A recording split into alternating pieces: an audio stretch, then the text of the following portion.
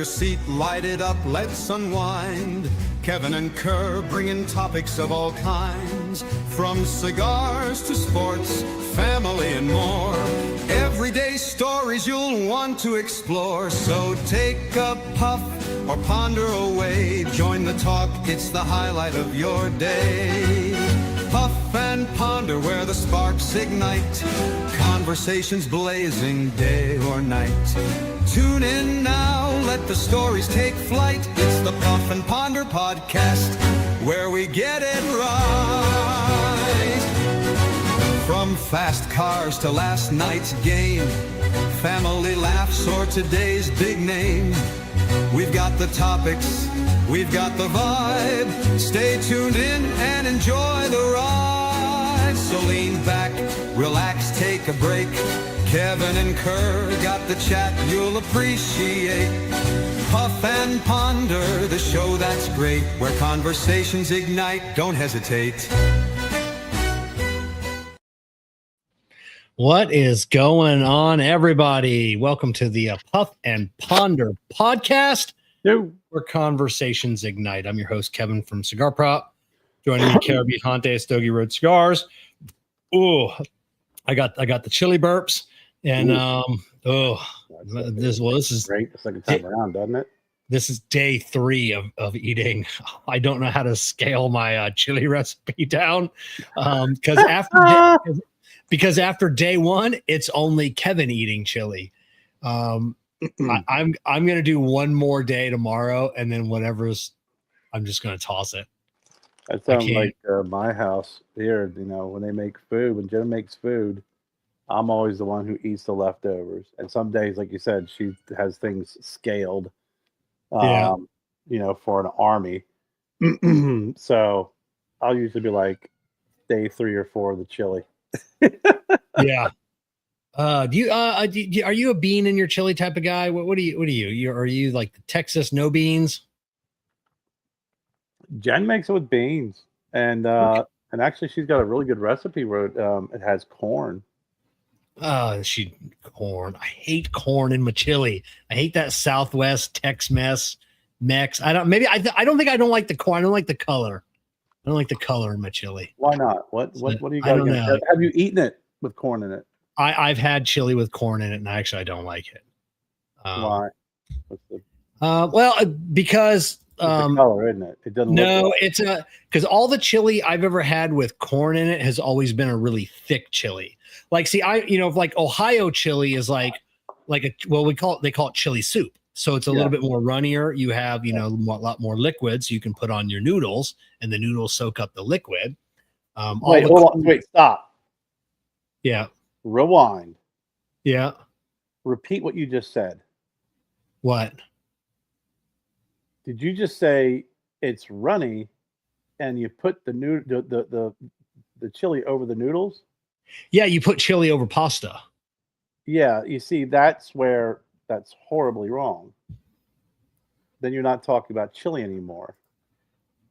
Yeah, it's still chili. No, not on pasta. Actually, growing up, believe it or not, my mom would make mashed potatoes, and we would put chili over mashed potatoes or in a bowl. We would make a bowl out of mashed potatoes and put it. Well, that's like stroganoff. That's not chili. Over mashed potatoes, Kev. Yeah, stroganoff now. No, just like you said. Ryan, noodles. If anything, your concoction, your Ohio concoction, is more stroganoffy than is mine. Mine would be more, I don't know, like a reverse spicy bean infested shepherd's pie. Yeah, Ryan, are you beans or no beans in your chili? We can't hear you. Ryan's. There you go. Hit. That's what happens when you're late and you don't test your sound. I know. Jesus, look at that. All right. So can you hear me? Yeah, we got you. Okay, so I actually had a client meeting that literally was supposed to be over like 20 minutes ago. No, it's no worries. So I apologize, everybody. But I care much more about flavor. Your microphone's off. Get out of here, Kerr. You did that to me last time. Go ahead. Really.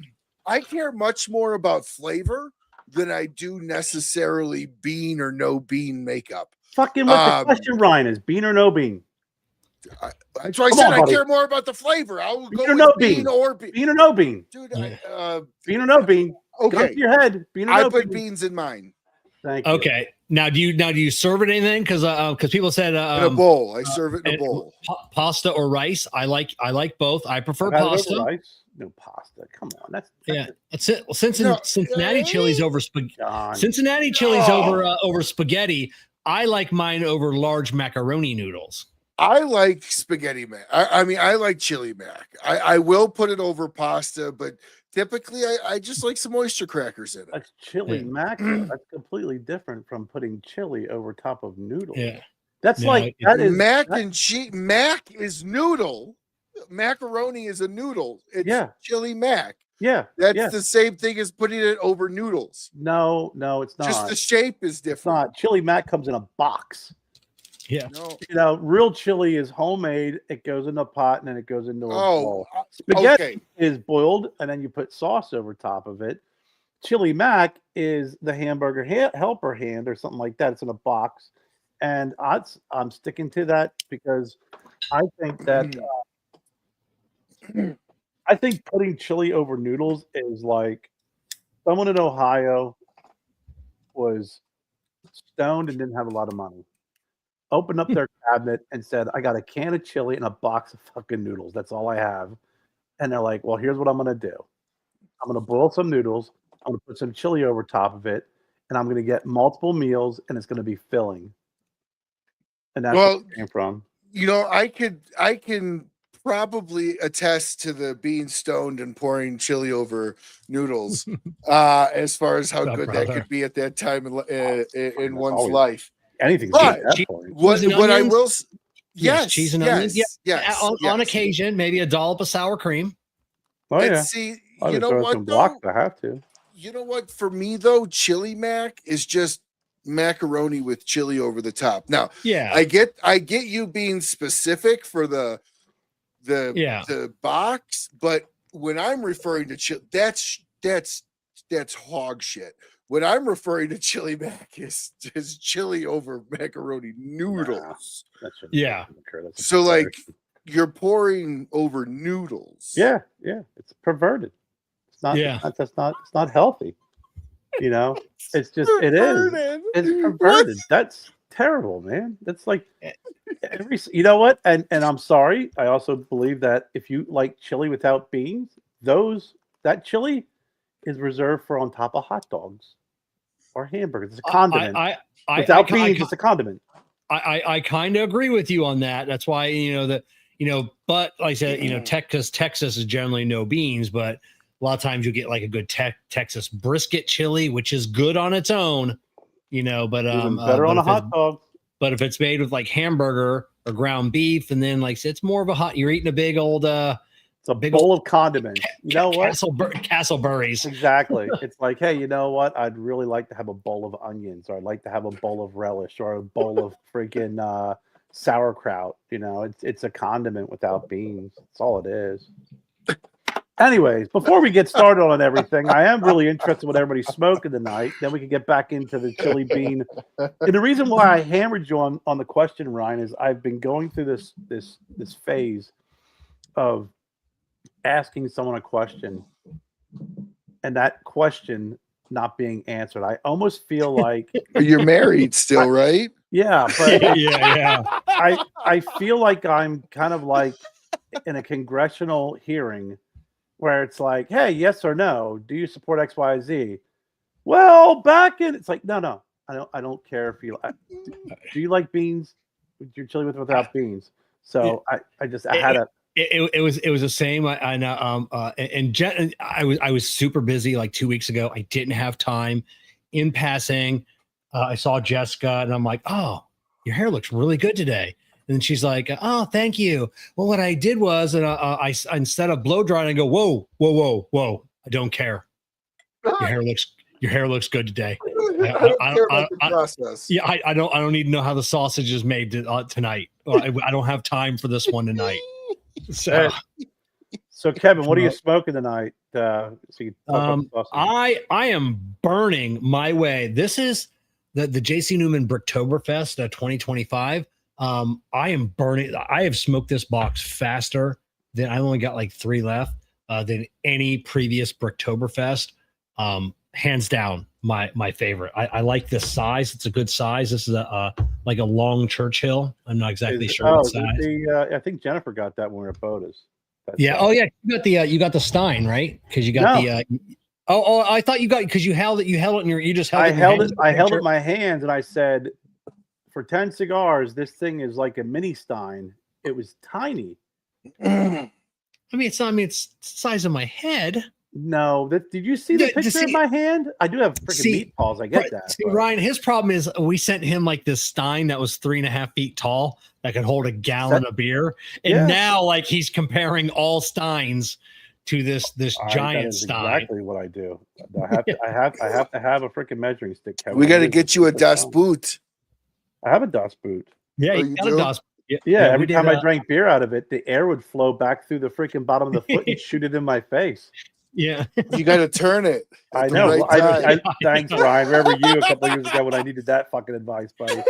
I just watched. I watched. Beer was it? Beer Fest. Beer Fest. Yeah, that was a lot longer than a couple years ago. I just found out they're making Super Troopers 3. Yeah, the whole world wanted Weed Fest. Yeah, and we never got it. No, the Beer Fest was there. And yet they teased, they teased it, but never came through it. I really like Broken Lizards Club. I think they do good stuff. Club Dread. I mean, I think they all do really good stuff. Oh yeah. All right, Ryan, you're our guest. What are you smoking? What are you smoking? I have the McAuliffe Red. Ooh, yummy. Smoking edition. Nice.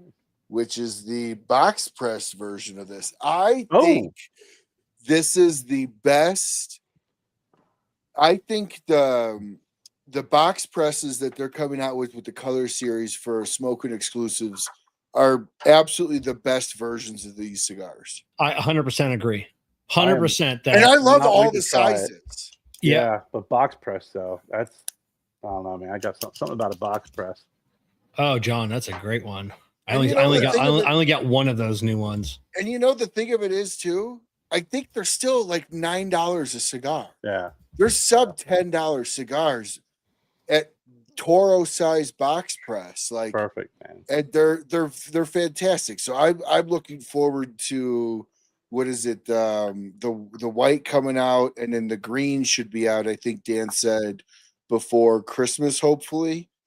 Green's out. Smoking. No, for the smoking box exclusive. Okay, yeah. The green's really good. That's good. Yeah, it is. So so I just want to that box I've already had that box press green. Ryan, it's really good. Oh, I'm sure it's just as good as the rest of them. I mean, like I said, the box press versions of the color series, I think are the best size. That's it. Kerr, what do you got? I'm going to be taking you guys on a journey with me tonight because I'm actually going to be doing a cigar review. Oh, right on. We actually have a new shop opened up right down the road from us. So about a mile down the road, the wine and bourbon barn opened up. I don't know if you have these chains around you guys, but no. I'm sorry. Did you say barn or bar? Barn. Okay, wine and bourbon barn. Okay. Yeah. So big facility, split in half. This side is all the spirits. This side is wine and beer. They have a bar where you can get wine and beer. They have a seating area. Inside? Inside, how cool is that? A seating area. And they got a fantastic humidor. I mean, it's bigger than a lot of like cigar shop humidors, and they got some incredible facings. So we've been waiting for it to open. It just opened. I met Caitlin, and there's another Caitlin who works the different Caitlin who I was just gonna ask. I'm like, she's back. When I met her, I was like, I said, I go, okay, your name? She goes, Caitlin. I said, no shit. But you know, we were sitting there talking about the facings, and I mean, they got Padron, and she said she was on a waiting list for Padron until they saw this new shop that they were going to open up, and they bumped them up. But they got Rocky Patel, you know, AJ. They got a great selection, you know, some usual suspects. But we were also talking about some boutiques to bring in. So I gave her my card. I talked a little bit about, you know, everything from El Mago, Sinistro, Big Sky, blah blah blah blah blah. And then we're going to connect, and I'm going to give her some connections and some information because she is interested in bringing in some boutiques. Because I said, look, when I use Cardick Shaw as an example, right? Cardick's cigar shop, you know, that's connected to a liquor store of establishment, but he's a destination location. Like, you know, you can get shit there you can't get anywhere else. So if you're going to be a wine and bourbon barn, and there is another cigar shop that is a quarter of a mile down the road, put some stuff in here that's not only going to get stuff in here where folks, when they're stopping by, they're going to buy, but put some stuff in here that's going to make people drive away from the other cigar shop and pull into yours, because the other place, they're remodeling right now. So this place has a traction to build. They can build some and be that new spot, especially because there's no other place to get good premium cigar. I mean, you got a couple of smoke shops around here, but where we are, they're remodeling. They've been remodeling, so there's a big gap to be filled. And you know, so I think they have an opportunity here. So the one cigar she asked me about that was on the in the humidor was Kiki Momo. Okay. He goes, "What can you tell me about Kiki Momo?" And I thought, outside of what I've heard and what I've seen at PCA, which Kevin and I kind of chuckled at, I said I can't give you an honest assessment because I've never smoked one of their cigars. Yeah, I've heard things about them, but it wouldn't be fair to me or fair to you if I were to pass along information that I cannot, confirm or deny. I said, but I'm going to grab a cigar and I'm going to smoke it tonight. I said, we're doing our show. I said, and then I'll let you know what I think about it. So did you pick one up there, or did she already have them, or did you have one no, already? No, please try to pay attention, Kevin. Yeah, I've never even heard of them before. They're in the humidor, and I bought one. Oh, okay. I missed it because when you said she was asking you about them, I thought it was she was asking you to bring them in. I said she was asking me about cigars. I said, and then when I looked at the humidor, I saw they had them there. And this is the Kiki Momo Toro Maduro. So I'll give it a shot. Yeah, is Caitlin a cigar smoker? We actually didn't even get into it because there was a representative there. It looked like someone who was either a wine or liquor rep who was waiting to talk to her. I was stopping by on my way back from the doctor's appointment. I got my follow-up exam with my knee. Everything's fine. Everything's happy now. The cortisone shot, successful. No more. I don't have any pain. There's no need to do they were going to assess the situation. Oh, there we go. Looks like he needs to assess his network. Yeah. Assess that. Yeah. Oh. So, well, I'll be honest with you. I mean, I'm not surprised there's so many cigar companies out there. I've never even heard of Kiki Momo. Yeah, regional, right? They're the Kiki Momo. I don't even know if that's his real name. Probably not. He's from he's in the South Carolina area. He had like a big booth at PCA. It was a little it was a little obnoxious, the booth. It was just the way it was set up and kind of like the things going around it. It didn't appeal to me. A lot of people liked it. They liked what was going on. The circus type event. To me, I don't know. It's just clowns. No, it was there was like a big like throne, and somebody like a king was sitting in a chair, and I don't know. It was a little much. It was a little much, in my opinion. I've had the cigars. I've had a couple of them. Good cigars. It's been a hot minute, so I can't tell you if they're great cigars. I remember not having any issues with the cigars. I think I've still got like a box of them or half a box or whatever. Well, you've smoked so much, you not remembering much about the cigar usually probably means it was middle of the road to maybe above better. You have a tendency to remember when it's a bad experience. So that's what I'm trying to say is I do. Which every bad experience I've had with your boy there, one of your advertisers there, Christoph. Like I don't smoke Christoph. Christoph doesn't make good cigars, in my opinion. No, sorry. Really nope. I want to back that up. Cigars, Christoph does not make cigars that are for my palate.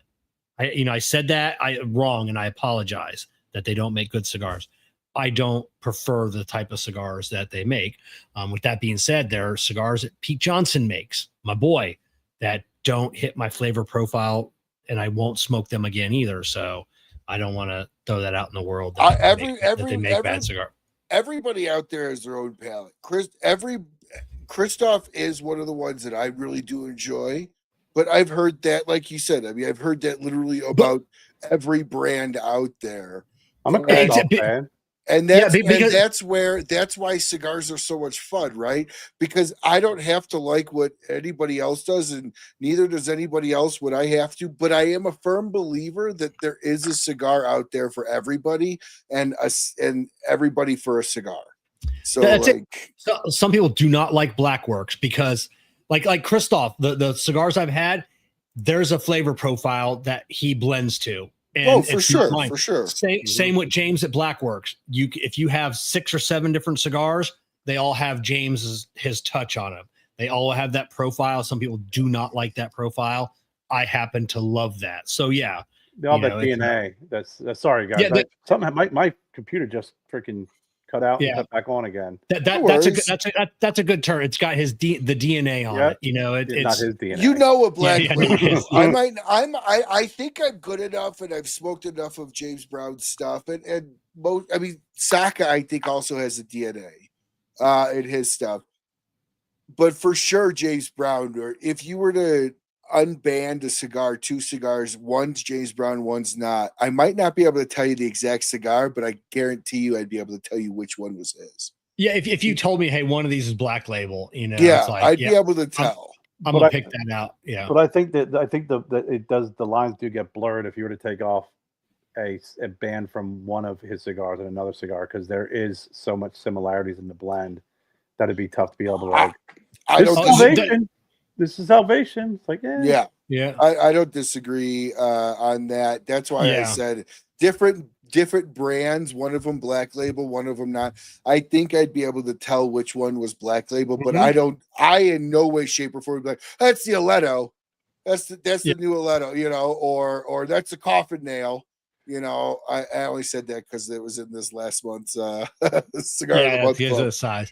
So we're gonna hear. I want Kerr to tell us a little bit about that cigar that he's smoking, but after, let's hear a moment from our partners over at Fogbox. Let's be real. Most travel cigar cases look the same: black, boring, forgettable. But Fogbox, they're doing it different. Every Fogbox travel case and lighter features custom hydro dip graphics, from bold patterns to badass designs that pop. These aren't just tools, they're statements. Whether you're at a lounge, a campsite, or on the beach, Fogbox gear stands out while keeping your cigars protected and fresh. Plus, the quality is rock solid. Airtight, rugged, and built to handle wherever you take it. If you're still carrying around the same black, plain cigar case everyone else has, it's time for an upgrade. Visit fogbox.com and grab something as unique as your cigar taste. That's fogbox.com. Built to travel, designed to stand out. Is there something in front of your face in that video, Kevin? What do you mean? It looked like a teleprompter? Yeah. No, it looked like there was something like a square, like a shaded square in front of your face. No. Let me see. Let's be real. Most travel cigar cases. Oh, I think are you seeing the reflection in his glasses? No. I Oh, was around okay. his lip area. Anyway, Yeah. so I digress. But yeah, my All right. computer just shit the bed, just like boom, and then just rebooted. Yeah, weird. So tell us about that cigar from Kikimo. Do you have any info on it? I do not. I was getting ready to look it up, and my computer. Okay. Maybe that was it. I did hop on X while you were while I was doing that on my phone while I was waiting for this to kind of churn back up, and I heard you talking about the PCA event and the throne and everything. Yeah. Yeah. Are we talking like island style throne or like Mayan style throne? I don't know, like a or like a Game like of a Thrones. royal. Green. It was gold. Oh, Yeah, so like European throne. Yeah. Yeah. Okay. But then Yeah. there was you had a feel for like this Serengeti. You know, it was like I don't know. Serengeti. Well, No, it was right. Yeah. Yeah, it was almost like safari. Like I don't know. It was weird. It was just a little odd. It was a little much. While Kerr's looking that up, we talked about DNA on cigars. I noticed your sign right behind you, Ryan. Cigar Clowns. You know why I look forward to their cigars so much? Because they're all different. There's no DNA on a cigar clown. Like every cigar is different. Now, the reason why I think a lot of that is why you get DNAs is because you get DNAs on people, I think, more that are vertically integrated, that are much more understanding of their own profile. Yes. And that work more often with specific rolling facilities. Or they get tobacco from their own farms. I mean, there's going to be a lot of, and there's tobacco to work with. When you're doing short batches like that, or small batches or short runs, you're not going to find it's tough to find that DNA. Like the only reason why I think DNA happens in the short batches or small runs of Dunbarton is because Steve pulls the tobacco to have the DNA. Like he doesn't just, oh, this is great and throws it together. I love it. No, he waits for it to be very similar to his kind of profile, if that makes sense, and then makes a shorter or a smaller or a limited run kind of similar to that world. Like you take the Micaritas, they all have an underlining, I feel, similar profile throughout them, from the black to the red. And then same thing with the Umagog and even Stillwell. Like I feel like they do have a similar profile to it. Steve doesn't own his own farms, but Steve also knows exactly what he wants and goes for it. I think Cigar Clowns, they would maybe have more of a DNA as they're in shops more. They just went into shops last year for the first time.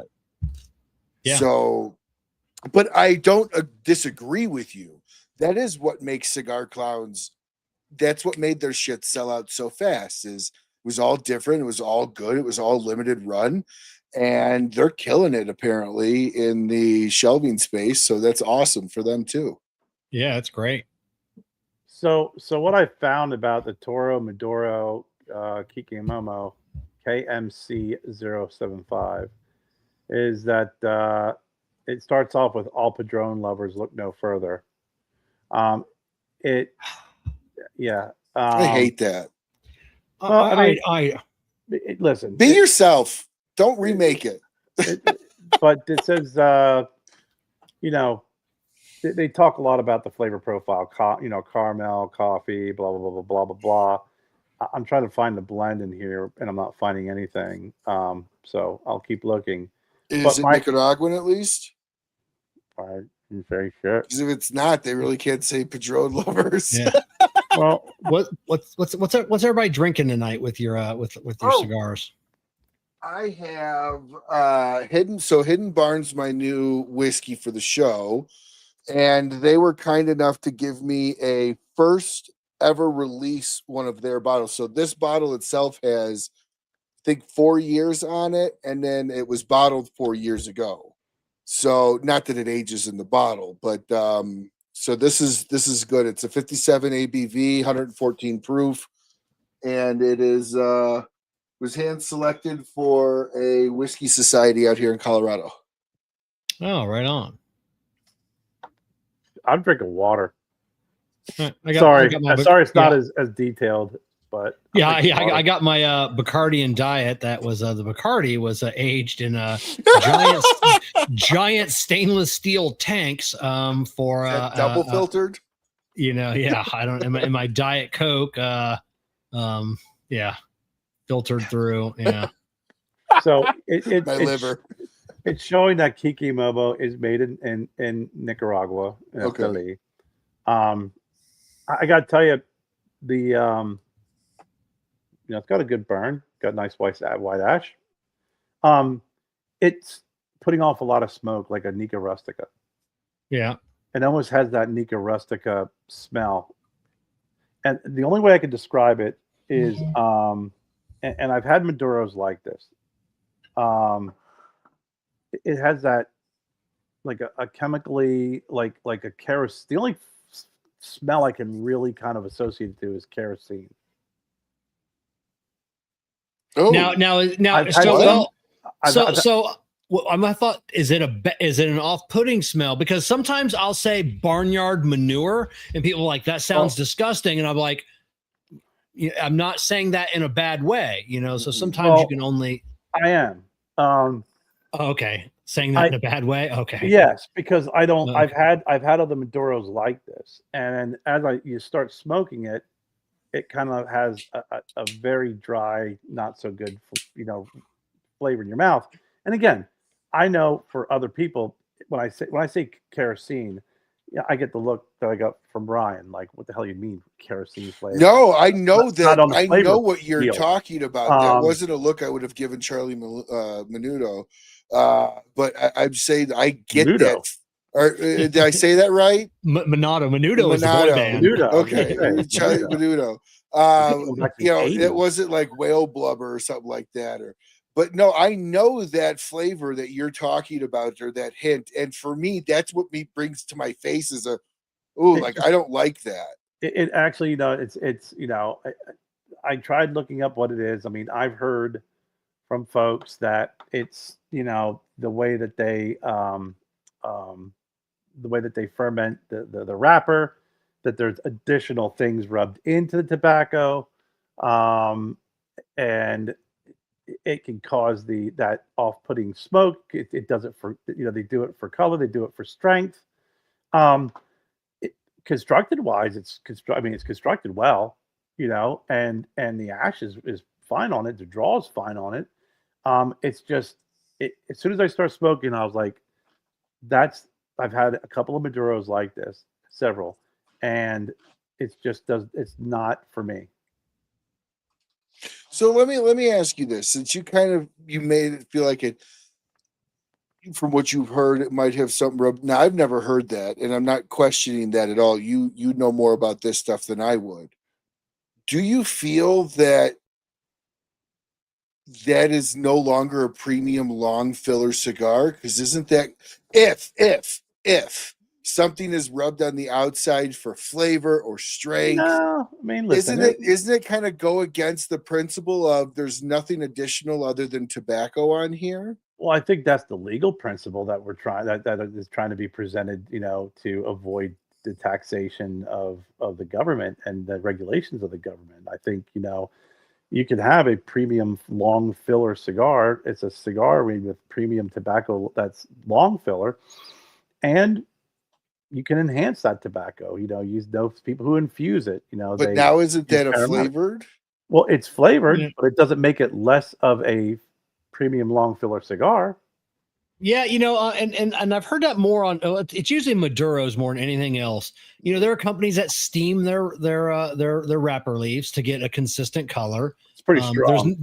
There's nothing added. It's just steaming the leaves. In a machine or something. But I've had a couple manufacturers. I won't call them out, but had told me he knows of other manufacturers that boil their Maduro wrapper leaves in Coke or Pepsi, to give them a more consistent color. And then after it's all done and fermented, you can't taste Coke or Pepsi. It goes away, but I can't help but believe it has to leave something behind.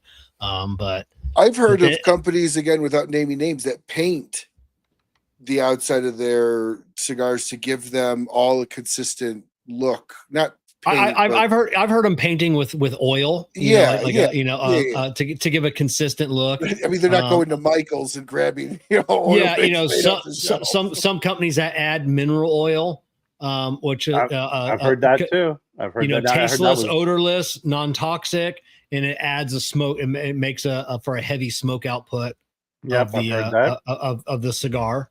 Adding a little mineral oil to the filler. Yeah. What's the benefit? What's the benefit? Smoke output. Smoke, but like.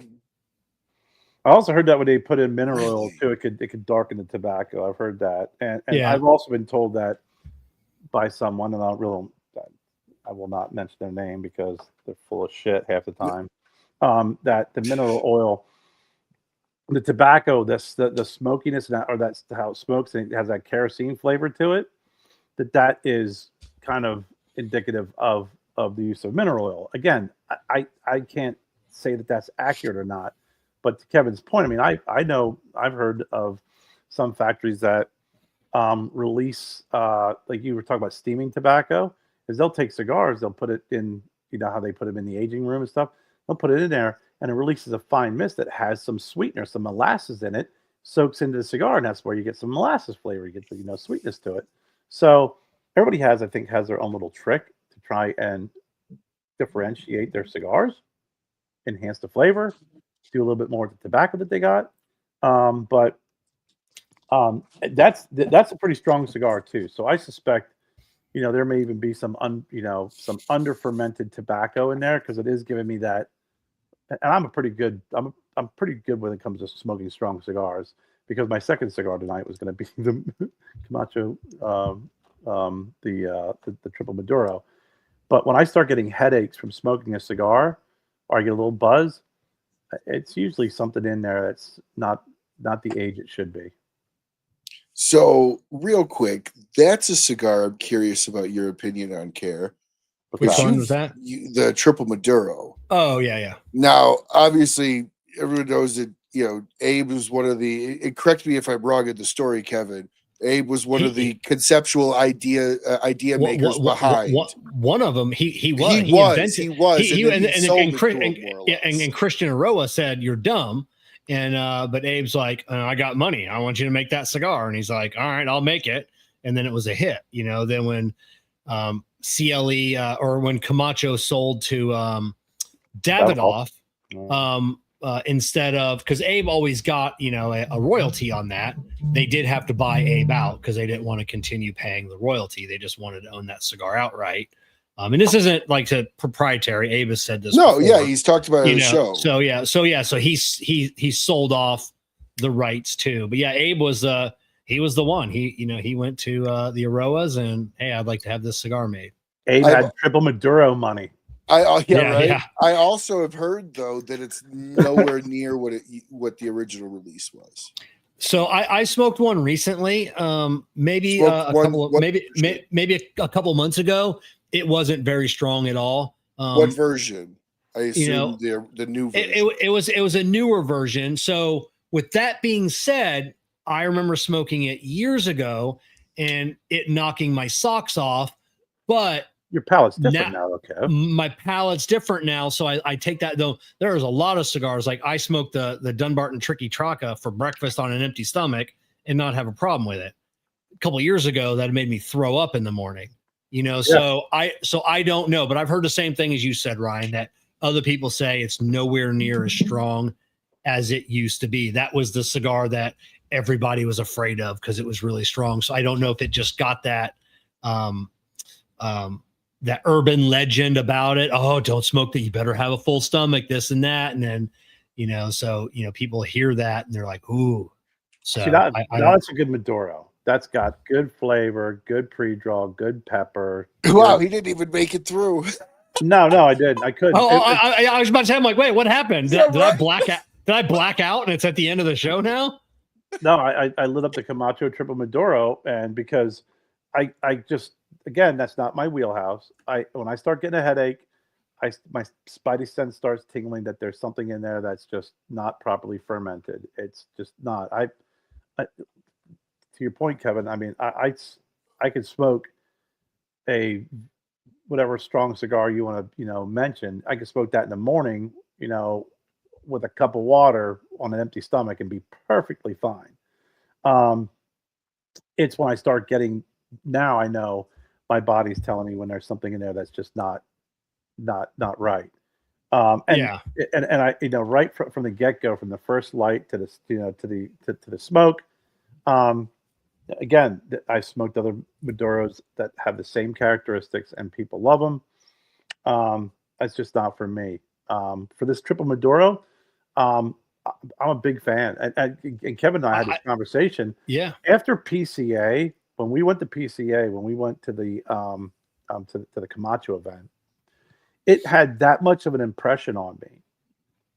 The people, the atmosphere, the cigars, the friendliness, just everything about that party, the setting.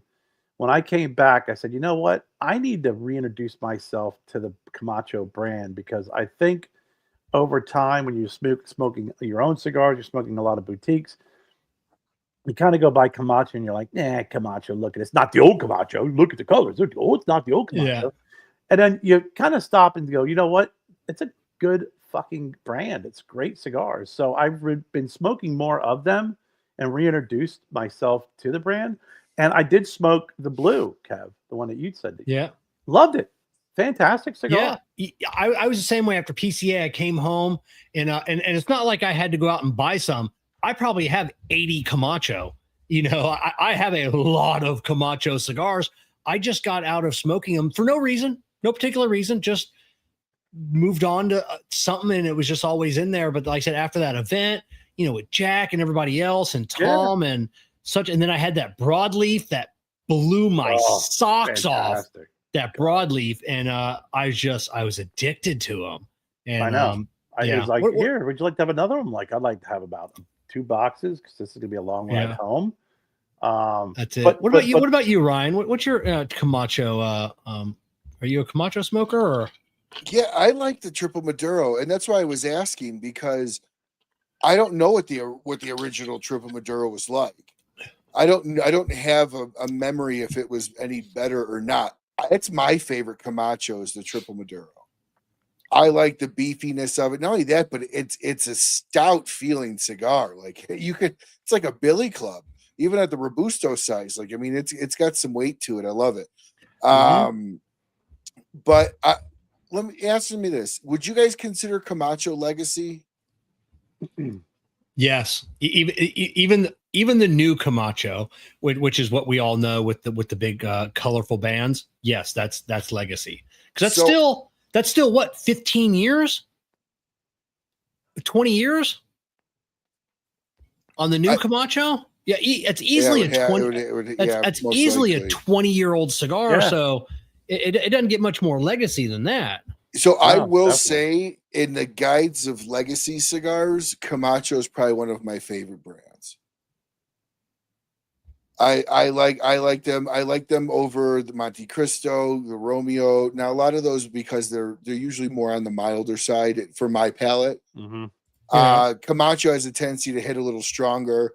Davidoff's usually more on the mild side for me as well. But I do prefer Camacho. If we're going to call Camacho legacy, which is what I would have termed it myself, I would say that they're probably in my favorite of the legacy brands. They're up there. They got a good selection. Like Kevin said, when we smoking the broadleaf was fantastic. My first box of cigars that I ever bought down here in South Carolina, I went to a Camacho event. And I still have the knife too. I went to a Camacho event. I got the knife and bought a box of the Camacho Corojo. And that was the first. I still have the box. It was at the Duncan. Was still at Cigar Tobacco Plus, and never realized or understood yet. Like I said, it was like, why am I not gravitating towards this brand anymore. And I thought, well, after PCA, I was like, well, I think I need to go back because the broadleaf, just like you said, was just that cigar was freaking. I couldn't get enough of it. Fantastic. Yeah, the first premium box of cigars I ever bought was the Camacho Criollo, and I like what Camacho did with the color theme, because when I used to go into my local lounge all the time, and I was still really new to cigars, I was able to go in there and I could pick out the yellow. I liked the yellow, so I felt like I didn't want to look dumb by asking questions. So when I saw that bright yellow wrapper, because when I walked in there for the first time, they had all the Camachos and all the different colors. And I'm like, oh, I recognize the yellow. Like I couldn't pronounce the Criollo. I didn't know how to say it. That's it. It's got all that Ligero in it that I like. So that's what I liked, and then I tried them all, and didn't really like the red, but I like the blue. And then they went to the different browns for the barrel aging. And so I really liked that. The opposite. You told me you liked the red, but didn't like the blue. Or was it the, I can't remember now. The red's the Corojo. The blue is the Ecuadorian. Oh, I did like that blue. Yes. Because you smoked one and then I went and I got the box press tubo that I had in the blue. And I like that. I know I didn't, there was one, what was the, there was one I didn't care. It was too light. Like it was super light. And I never really, they have a Connecticut. Their Connecticut is like, again, it's like, hey, if you like Connecticut and plus price, you can get yourself up, any of these Camachos are $9.99, $8.99, depends on where you're going. It's, like you said, it's kind of like the McAuliffe, the under $10 McAuliffe. I mean, good cigar, consistent, tasty, bold flavors, under $10. Why not? The other thing about the Camachos that I like is I did like the anniversary the yearly cigars they come out with. The Liberty series. I always looked forward to the Liberties. Always. And I found a whole bunch of old ones, and I had I think from 2005 to 5 or 6 years. I smoked all through them because they're so fucking good. My buddy Shabazz, you've been to his shop here. He's got a stack of Liberties 6 or 8 feet tall. I don't know what, various years, whole stack of Liberties. I know. I walked into a shop in Colombia, and they had 4 years of Liberties in a row, and they were 5 years old. It was 04, 05, 06, or 07, something like that. And I was like, what are these? He's like, we've had them for a long time. I'm just having on the sale rack. I was like, yeah, right. Come with me. Can you taste the difference between the box press and the regular ones? I can. And the same goes with the box press versus which I tell everybody, I always give the same example, FSG, the Florida Sun Grown. Depending on what I'm in the mood for, will be whether I want the regular round Parejo, whether I want the trunk press, which is a soft box press, which is a little bit more stout in my opinion, or if I want a little bit more sweeter version of that same cigar in a Bellicoso. So yes, you can always, in my opinion, you can always taste the difference between the different Vitolas. I hope that the Camacho comes out again, because I'll tell you what, their Candela was really fucking good. Yeah. Not as good as a Apostate. I'm sorry. That is the best Candela I'm not I've ever had. Comparing Apostate Candela is ridiculously delicious, but the Camacho, the Camacho Candela was good. I was considering at the time, I was surprised how good it was. I was shocked on how really tasty and flavorful that Camacho Candela. I think I had low expectations, which probably, as we talked before, if you have low expectations of a cigar and it does well, you'll usually end up scoring it higher. But I was really kind of blown away by it. Yeah, it was really, really good. I do remember that. I got a few left. I need to dig one out, because they're old now. I mean, they're 5 years, 6 years old. I don't even know if they're green anymore.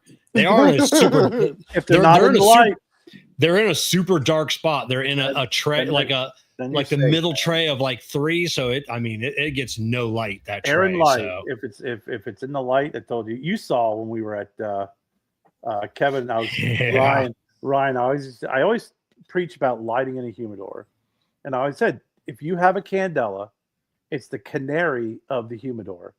You know, the old miners would take the canaries down in the mine when they were dead, bad fumes.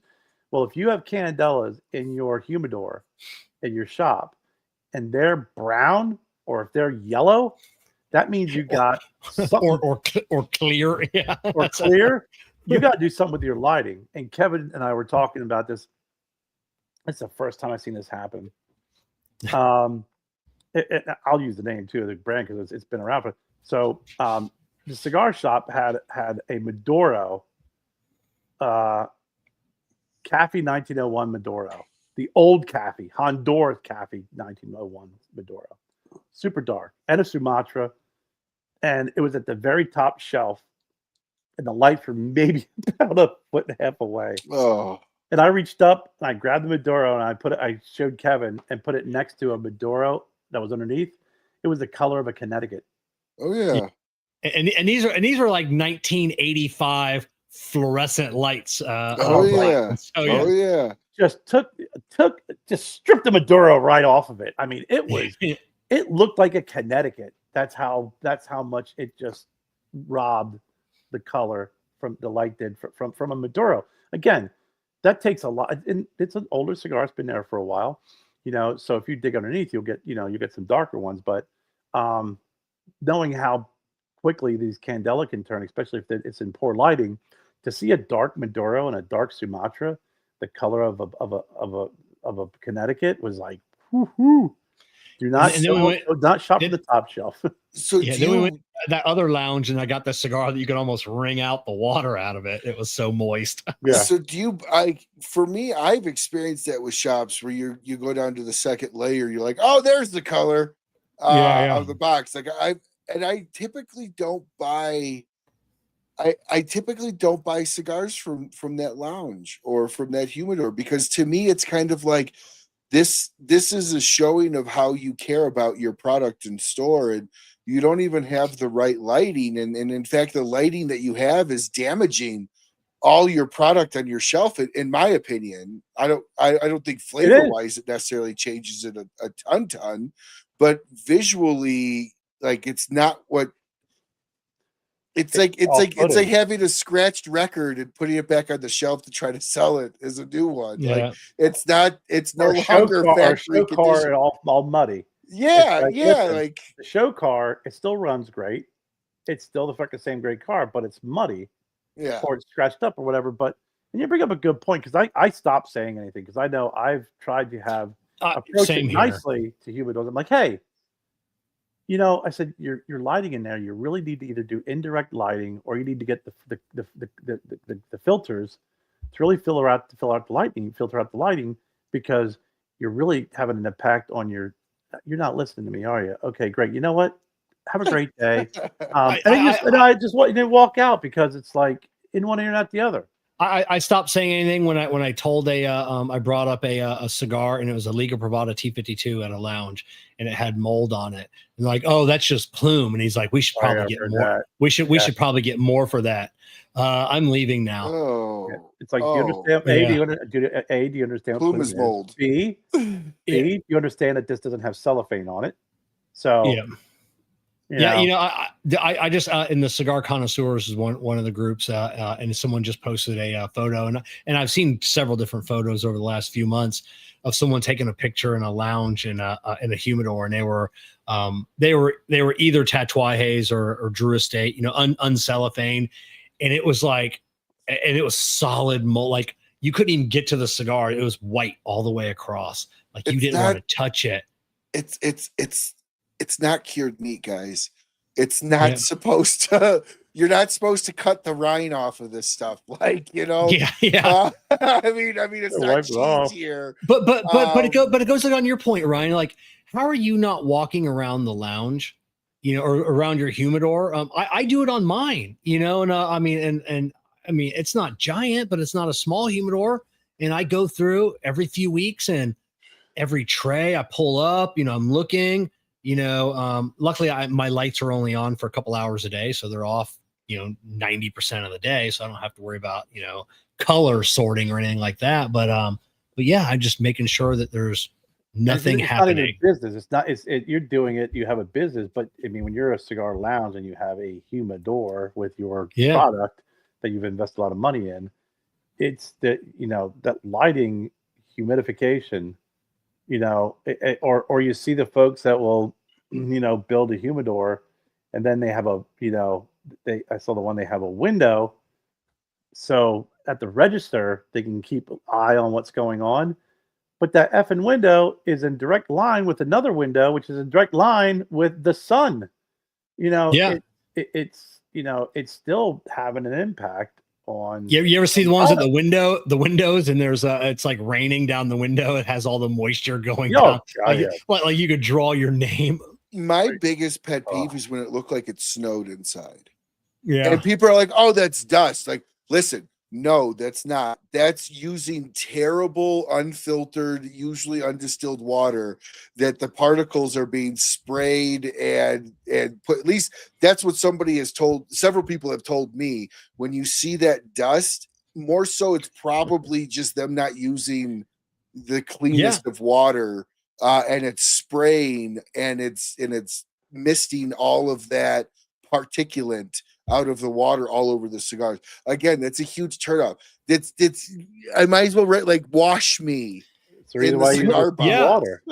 I go through 10 gallons of distilled water a week, in my humidor. You bought a machine. I bought a machine, and I had to fill it up. He even make his own distilled water. I know, that's what I'm saying. Yeah. He bought a machine to make his own water. Yeah, I donated that to Goodwill. So I go through 10 gallons a week that I buy distilled water. I have a machine, like it's a little air purifier inside the humidor that's got like these double carbon ceramic filters with UV light that sucks in the air, kills any bacteria, mold, anything that comes through the air, and then it just puts that fresh, clean air out. So no mold can start. It's just I don't get it. Yeah, like you said, you have those conversations and you try and approach them nicely. Exactly, I agree, Craig. Yeah, and absolutely. God Almighty, it's like, you know what? Then just. I'm not trying to be a dick. I'm not trying to be a know-it-all. I'm just trying to be observer of the obvious and give you a little bit of a help here. But let me ask you this, Kerr. Do you think people are more knowledgeable about it today, or do you think people just notice it more today? What I mean by that is, in the 90s was like cigar care. No pun, no double word here, but like, was cigar care like in like to the level it is today of like, oh, you got dust, or they'd be like, oh, go screw off, go to the other guy down the street, give him another $1.50 over there, or whatever it was? Or is it like, are we kind of in the cigar community becoming a little bit more refined in how we want to see our product? Does that make sense? It's knowledge. I think you bring up a good point. If it's 1992 and you go into a cigar shop, and maybe someone started it because they want to start a business and they don't know these things, that's one thing. It's not 1992. You can have so much information at your fingertips, not only with the different AIs and Google and everything else, but also social media and all the people out there, shows like this, and where you talk about these things. If you don't know in 2025, I think there's a problem. I think at some point, I agree. I think at some point, and I'm not trying to be ignorant. I'm saying if you don't know, like I'll have some folks, they'll ask a question or something. I'll be, even family members, I'll be like, "Don't you have fucking Google?" Like, come on, man. It's and even building the lounges, how they set everything up, and it's just like, have you never been into a lounge? I had someone ask me, because watch my humidor build, like, oh, why did you go with such thick cedar? Why didn't you use like thin cedar veneer?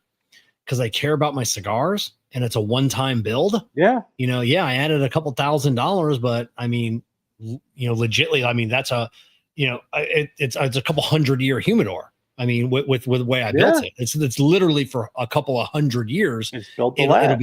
It'll built to last versus, putting some thin, veneer, and just cedar. And it's just like, I don't know. We all know cedar is the best thing to age your cigars in, and to absorb that moisture and to kick it back out. And kiln dried Spanish cedar. Yeah. Not Amish freaking quilt chest cedar.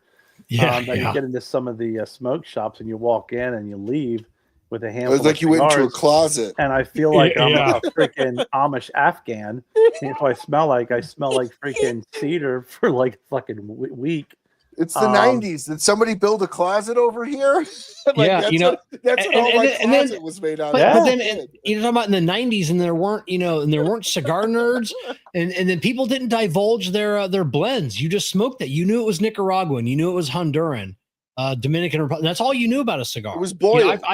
I've had that talk with manufacturers. They're like, oh, the heyday of when people didn't care. Now people think they know, but they don't. They want to know the blend and like, you're using Hamastrin. Yes. Fuck, you don't know what that means. Yeah. You don't know, you don't know that, that it's from, I got the some of the filler from Jalapa, some from Condega, and you're like, ooh, yeah, I like all that. Get the fuck out of here. There are people out there. I'm not saying there's not. That's like the 1%. And I do not put myself in that category at all. That's Dion Giolito. That's the 1%, and not too many people are in the same realm as him. No, especially like people who've been around. Like we talked to Dr. Rodriguez from GTO. His family's owned the farm for 140 years or what have you. He's been around tobacco since he was born. He says, I can tell you the tobacco just by smelling the burn. That's because you've been around it. I can tell you you're smoking a cigar if you're around me. Or I can tell if it's this kind of wacky freaking, kerosene. But other than that, it's, you may be able to stick around and be able to pick up some flavors and guess some tobaccos based off of the strength and experience, but nothing that is freaking, idiot savant type scenario where you'll be able to rattle off the blend just by smelling it and tasting it. I will tell you, I have witnessed Ish.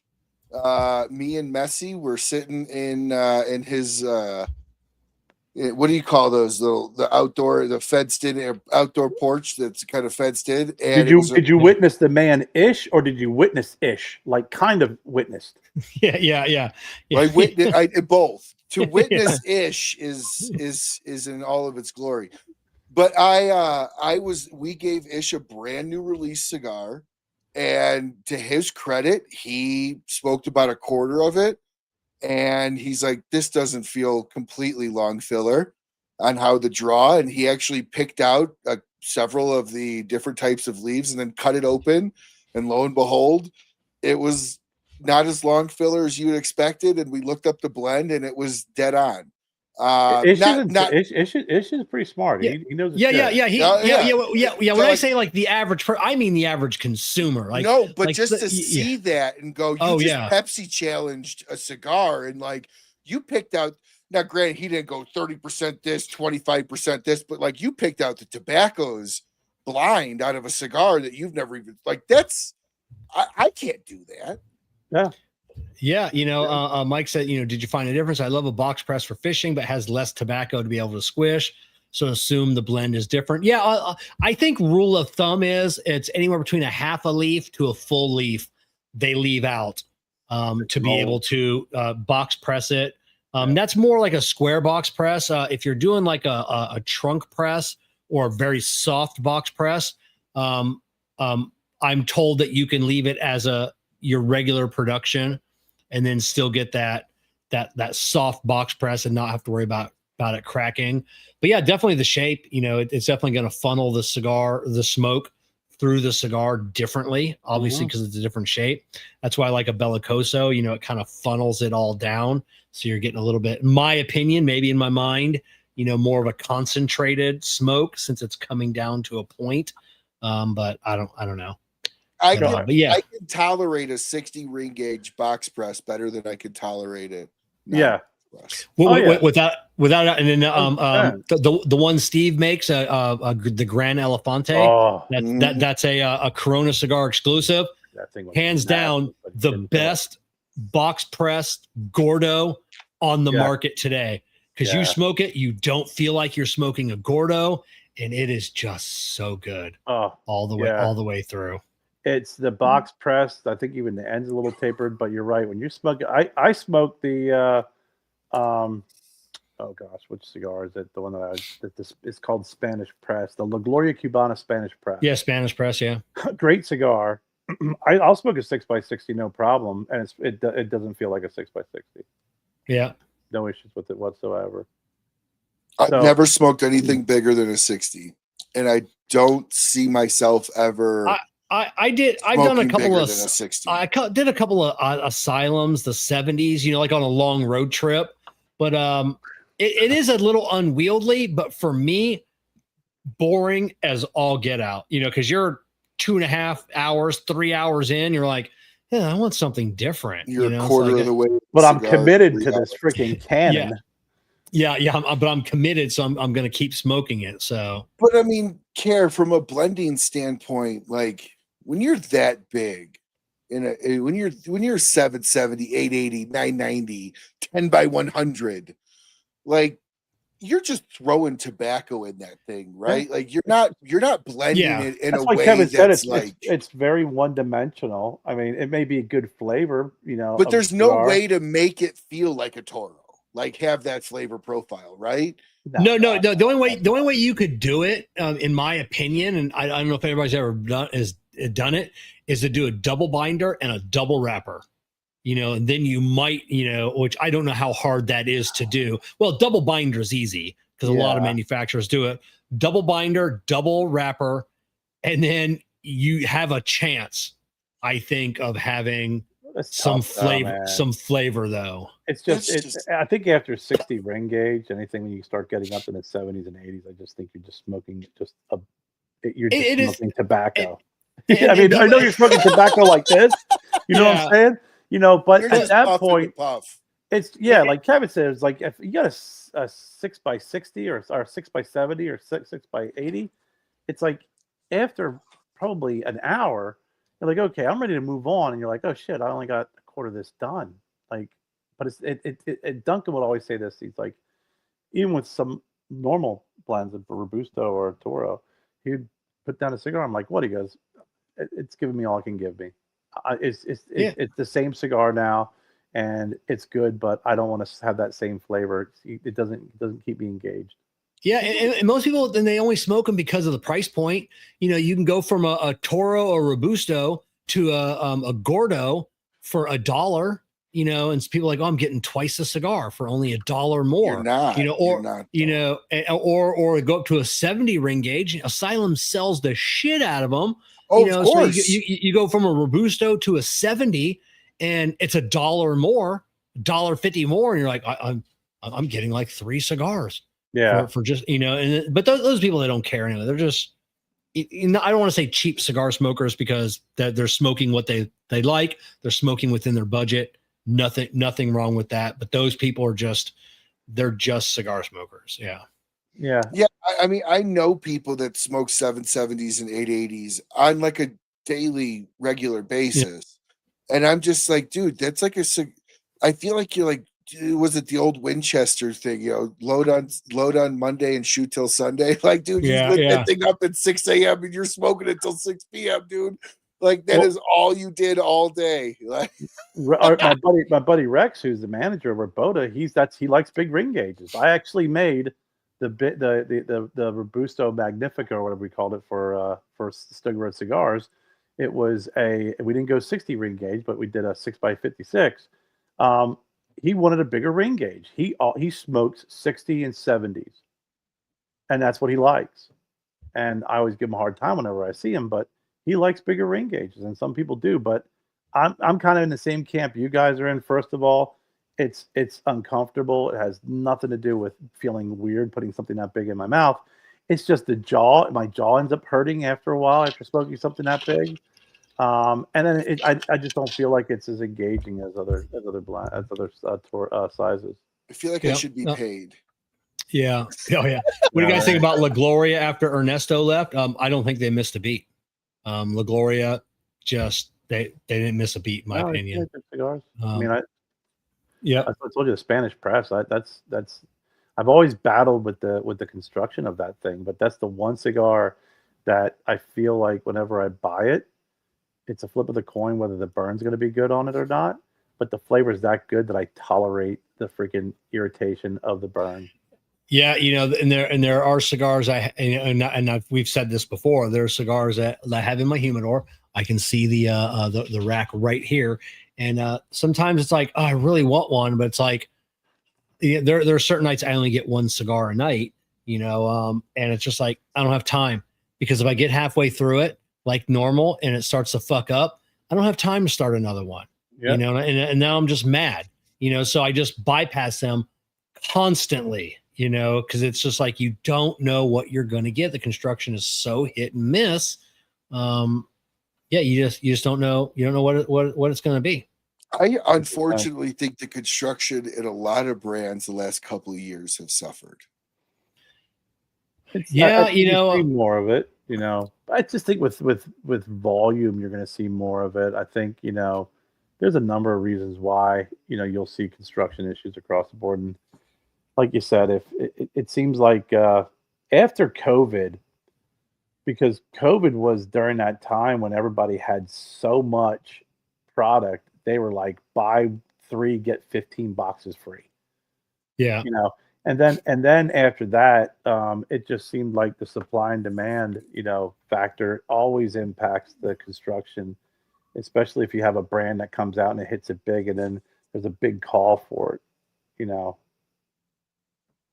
Yeah, you're right, and there are brands that have suffered that fate, and I don't and I don't smoke them, because like I said, it's just you never know. My boy Matt Booth, Room 101, they had a little bit of an issue, I think for probably a solid 2 years, with some of their construction issues, but like you said, the cigars I were smoking were so good, it was just like. You know what? I'm if I run into an issue, I'm going to deal with it because cigars are so good. And now, like I said, they've definitely, turned that around. And there's, in my opinion, there's no such thing. Definitely no such thing as a construction issue with that cigar. I'm seeing construction issues with Padron lately. Man, I've gone into a couple lounges, and I've been purposely going straight to the Padrones. And seeing the wrappers of how loose they're wrapped, and you could there's no more like tight invisible seams.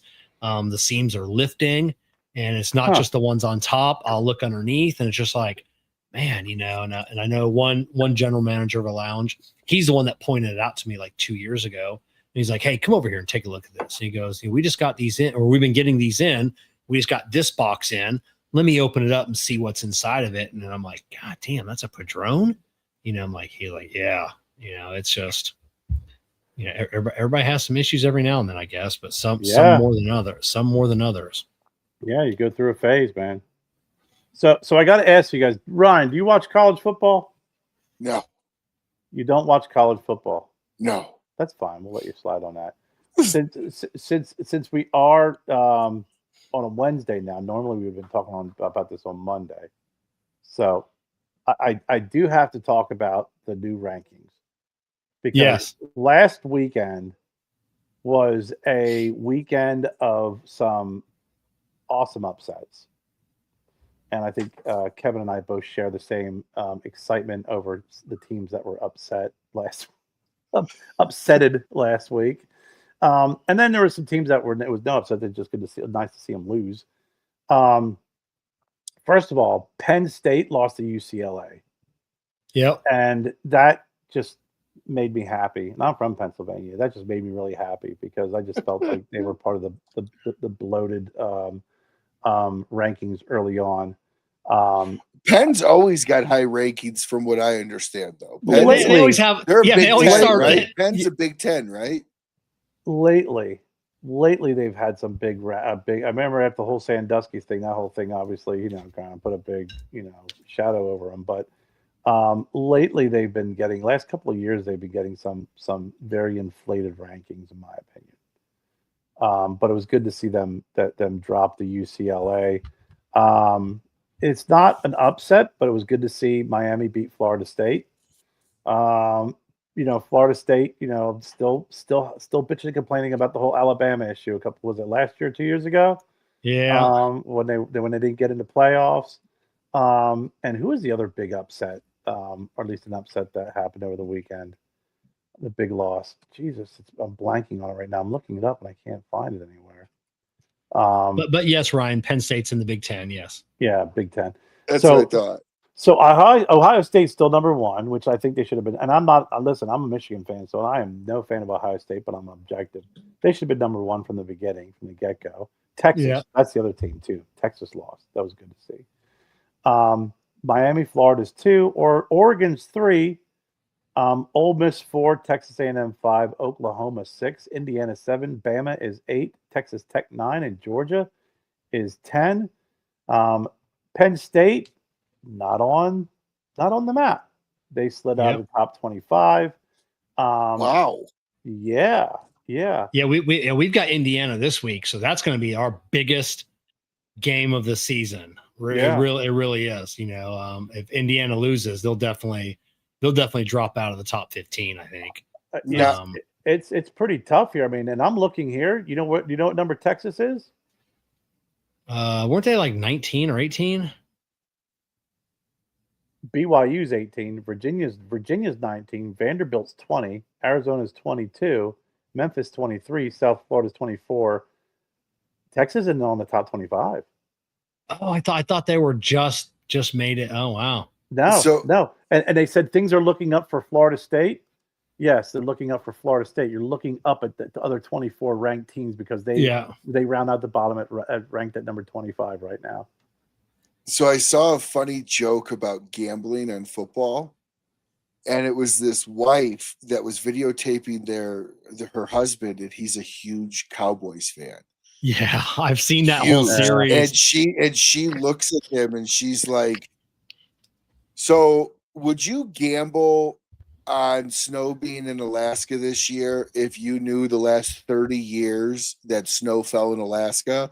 And he's like, "What do you mean?" She's like, "Well, like if I asked you to get," he goes, "Yeah, I gamble everything I had because I had 30 years of data showing it was going to snow." And she looks at him, she goes, why do you gamble on the Cowboys when you have 30 years of data? Yeah, do you see the one she was talking about the VCR? Like, do we have a VCR? Like, no, like, why do you need a VCR? And it's just like, oh, so I could pop in the tape of the last time the Cowboys won the Super Bowl.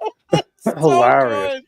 Oh my God. I will say I'm not really a sports guy, but the best documentaries that you could watch in period are sports documentaries. And the Michigan, I think it was Michigan State, the sign stealing one on Netflix. Oh, it's Michigan. That's Michigan. That was amazing. Wow. What that guy did to be able to do that was incredible. I don't think it should be illegal. It's like card counting in Vegas is legal unless you use a device. Listen, man. I don't have a problem with everybody steals signals. Of course they do. That's what I mean. That was a great documentary. You know what?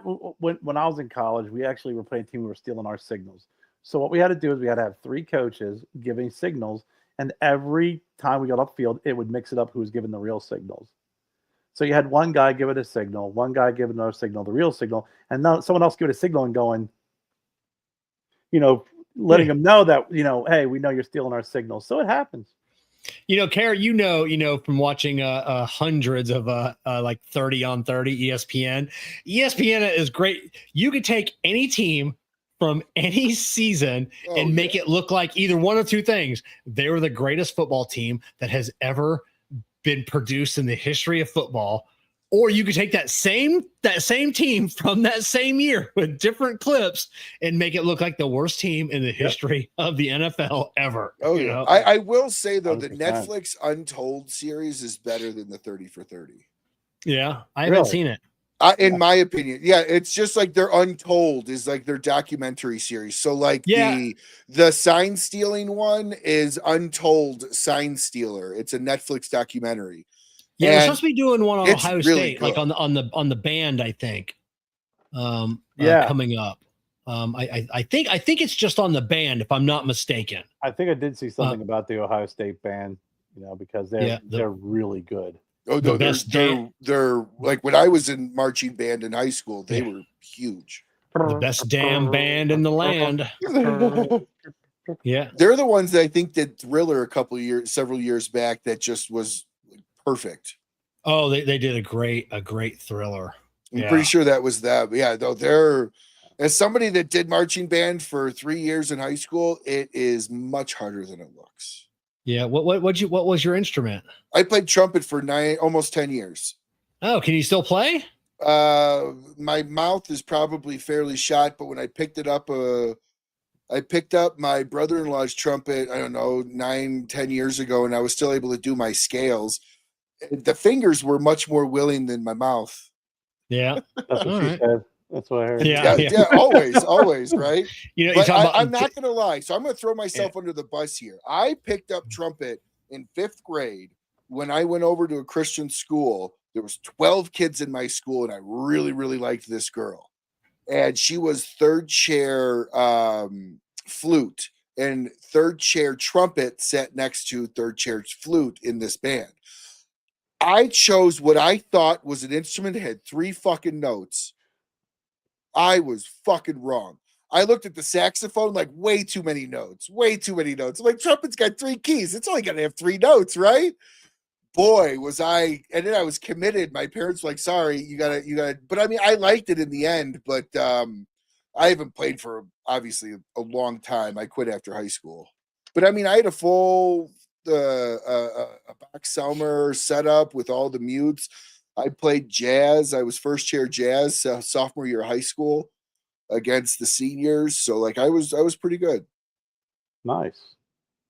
So Ryan, let me ask you: have you been following anything to do with the UAPs, UFOs, specifically the 3-Eye Atlas?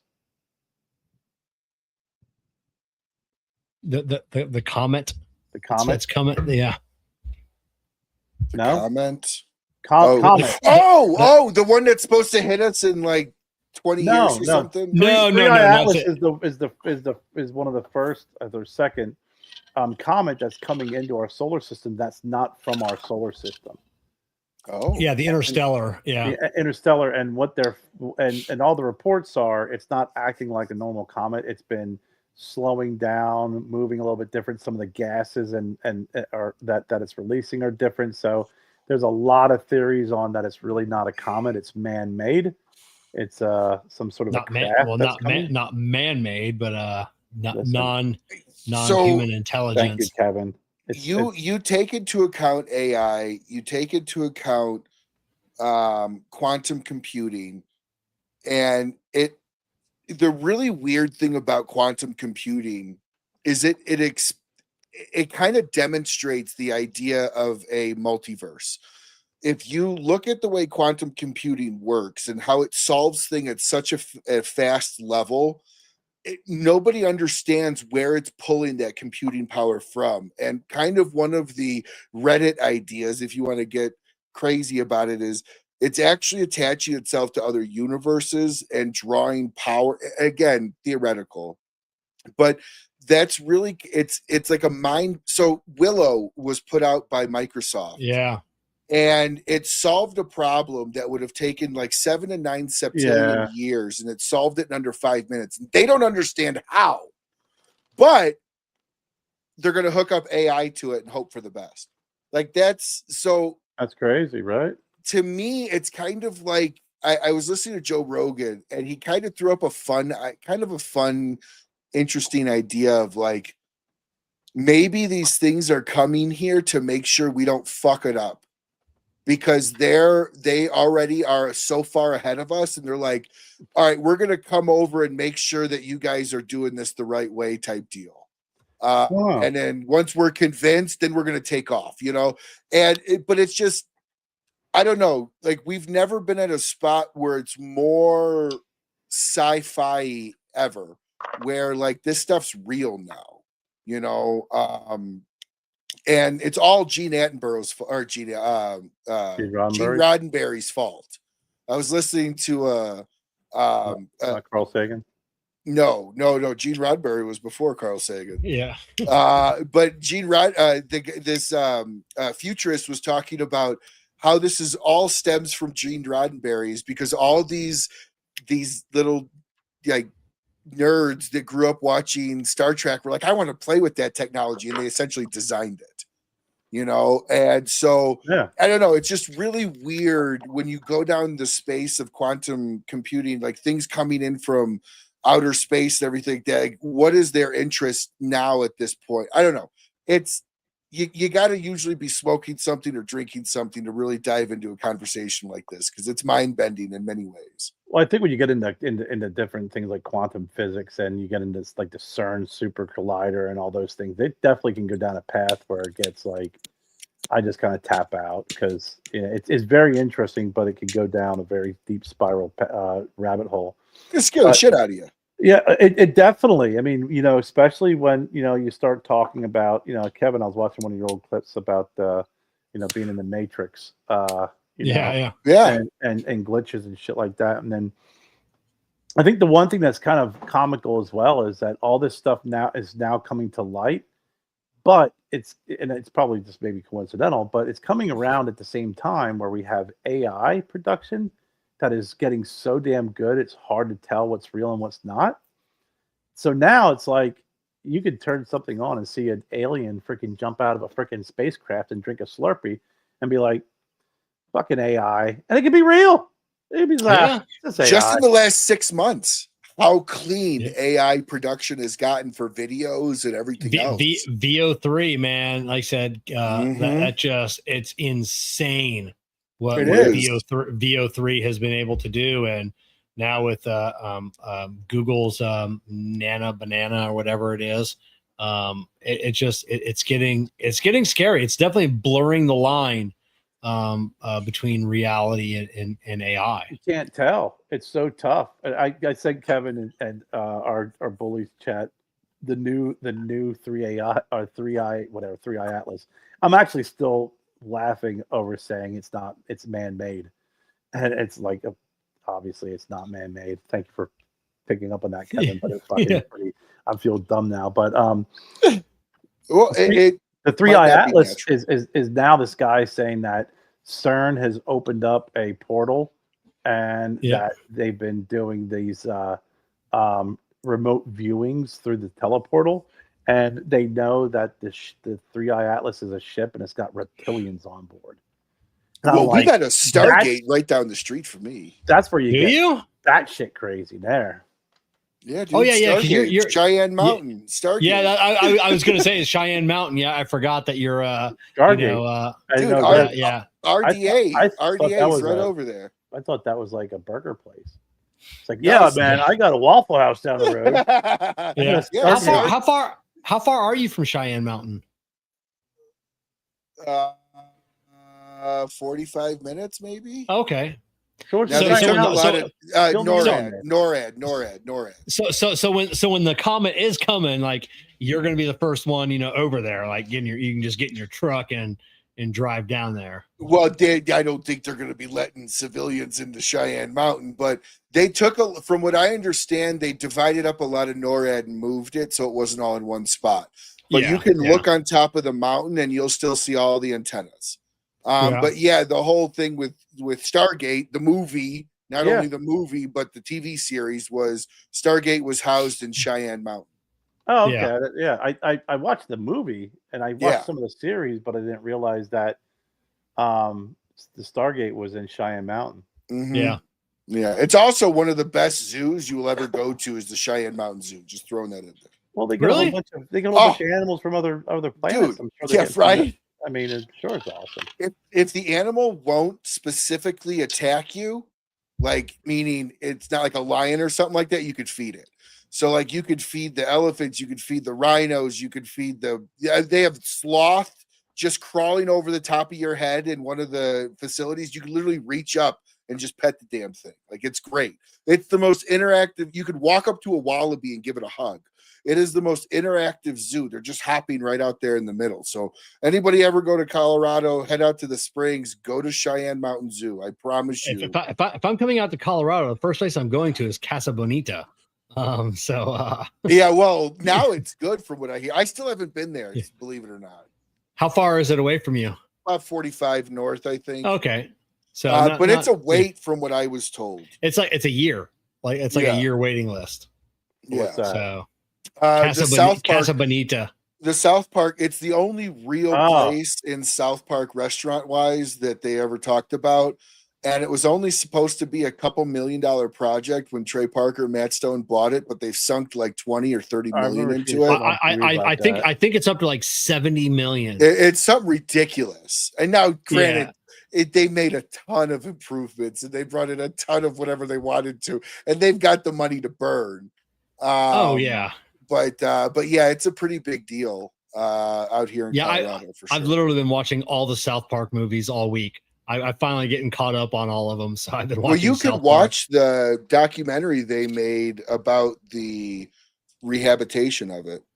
They put out a little video. Not like a full documentary, but like they talked about it. You could search Casa Bonita reconstruction on YouTube, and they talk about it in several series and stuff like that. Yeah, that's why when you mentioned it, I was like, that's familiar, like South Park. I was like, oh, yeah. I did see them talk about the bits and pieces of them purchasing it. Like you said, Rico and all that. I've watched. What is that? Does anybody know what Fat Bears Week is? What are your thoughts on Chunk? I don't know what that Gay is. Week? I don't know. Fat Bears. I think I got a completely different definition. 6 months ago, Kerr would have been a fat bear 6 months ago. No, a year ago.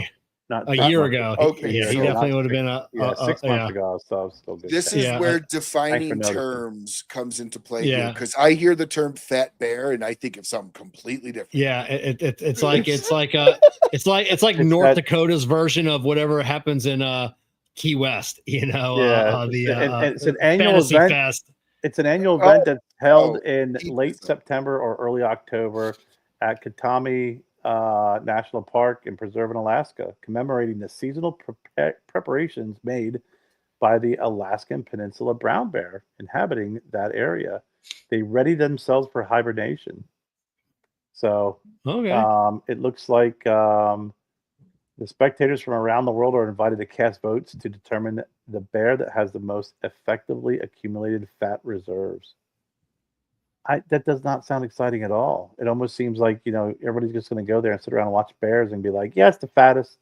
Okay. Hey, Mike, what's Chunk? What's your thoughts on Chunk, he asked? I'm assuming Chunk is the fat bear. So I can only assume. I don't know. I could stand up and show you a fit. Bear 32, Bear 32, also known as Chunk, won the 2025 Fat Bear Week competition despite a broken jaw that made fishing more difficult. He beat he hit over 1,200 pounds. Wow. Geez, I feel like this is going to be like on Fox Sports next year. That's 1,200 pound bear. That's not very big. I've been at like Buffalo Wings and Rings when I meet my buddies up every now and then, all my cop buddies for dinner. Is it really called Buffalo Wings and Rings? Yeah, Buffalo Wings and Rings. Yeah, there's Buffalo Wild Wings, and then the knockoff is Buffalo Wings, but they actually have better food than Buffalo Wild Wings. But yes, we go out there because they allow us to smoke cigars outside. you know, and the covered patio, and it got fans, and it's really nice out, and a whole bunch of TVs. But yeah, when it's not football season, there's like a bunch of like weird shit on. Like we'll watch like women's softball, we'll watch Fat Bear Week, you know, like whatever's on. We're like, yeah, turn that up, you know. It's Ryan, you said 1,200 pounds is not heavy for a bear. You know, we're still talking about bears, right? Not what you were talking about earlier. Grizzlies, I would think before hibernation would be upwards they're about of 1,800. They're Grizzlies. I looked it up, and Grizzlies our Kodiak bears are about 1,500. I thought they were bigger than that. I know. I've heard of bears killed over 2,000. Yeah. Polar bears are about 1,500. The heaviest bear on record is a polar bear at 2,200 pounds. You know, I never ranging around that 1,200 to 1,500 pounds. You know, I never realized until Jessica and I went to like Maggie Valley in North Carolina years ago on vacation. We stayed in a log cabin up there.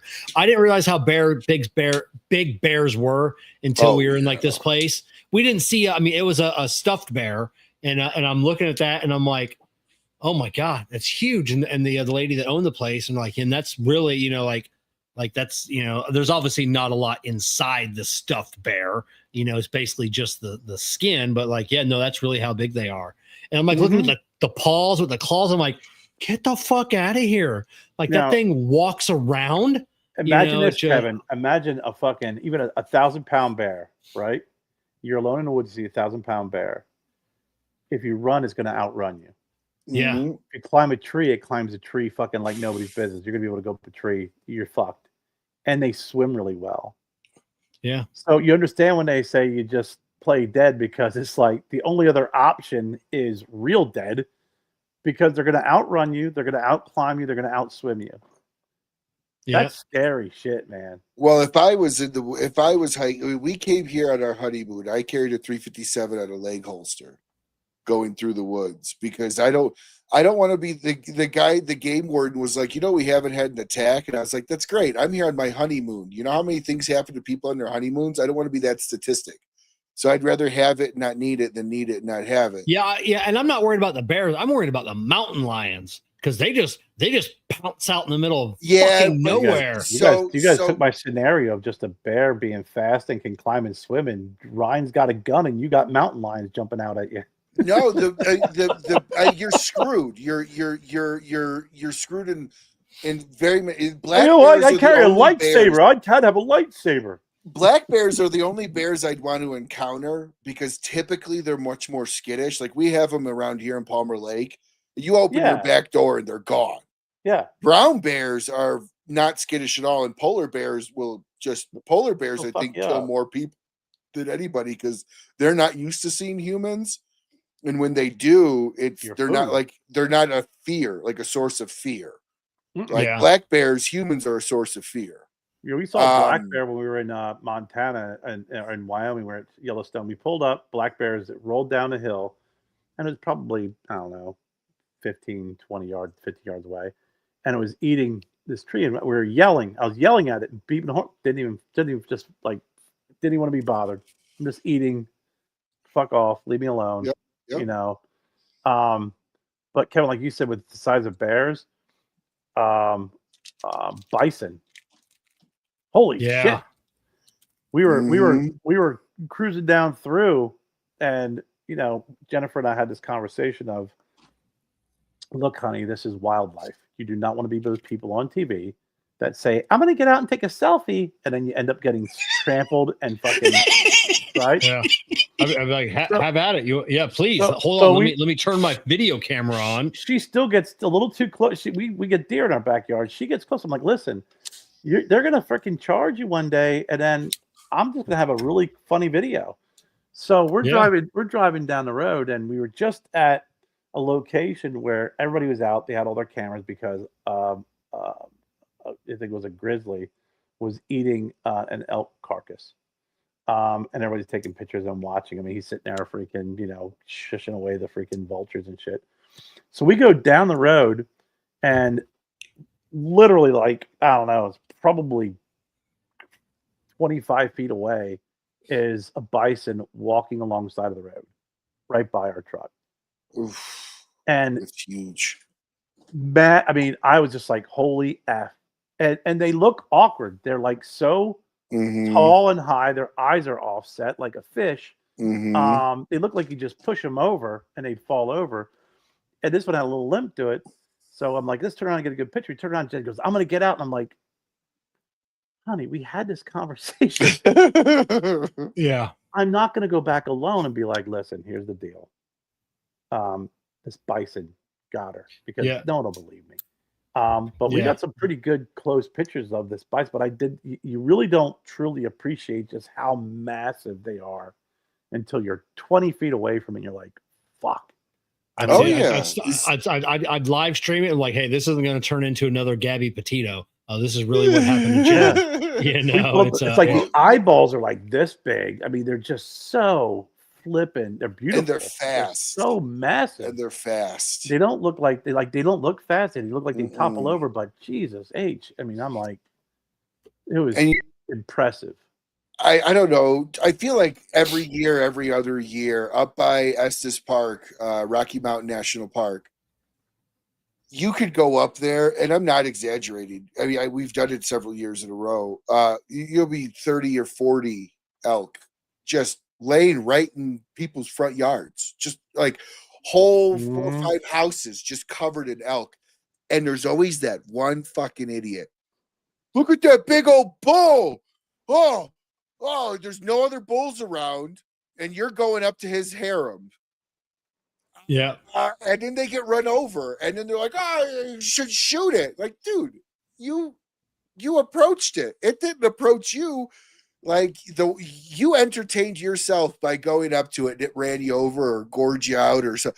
Elk are huge, too, and so are moose. And, like, I don't understand why people are like, yeah, let's just go up and let's ride it. No. Yeah, I've told the story before. I didn't realize how big a moose was. A friend of mine, she moved to Alaska. Her husband was in the military, and she was inside of a store in Fairbanks. And a moose was out. Nobody could leave the store because there was a moose just walking back and forth in front of the store, and had to wait till it left. But it had walked next to or standing right next to a Suburban, and I had the exact same year Suburban, and like the moose's like jaw or whatnot was above the top of the Suburban. So I'm like, and it like took up like I had to walk out. I was at work when I saw this photo, and I walked outside and I got next to my Suburban. I go, get the fuck out of here! Yeah. A moose is this fucking big? Like but when you show them, like there's no point. Like the animals of the Serengeti, there's no point of reference. For sure. Yeah. Open land, you're like, wow, man, that's pretty cool. You see next to another animal, like, oh yeah, and then you put it next to a Suburban, you're like, oh. Same when my buddy was trying to get a hyena as a pet, and there was like some breeders here, like you had to have some serious licensing to get a hyena. Ryan, he was talking about Florida. Ryan, it's Florida. It's Florida. So a hyena.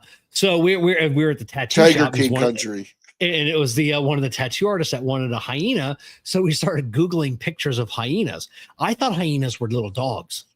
They're not. Hyenas are like lions. Yeah, they're one of the biggest bite forces in the animal kingdom. Because there's this, it was in Africa.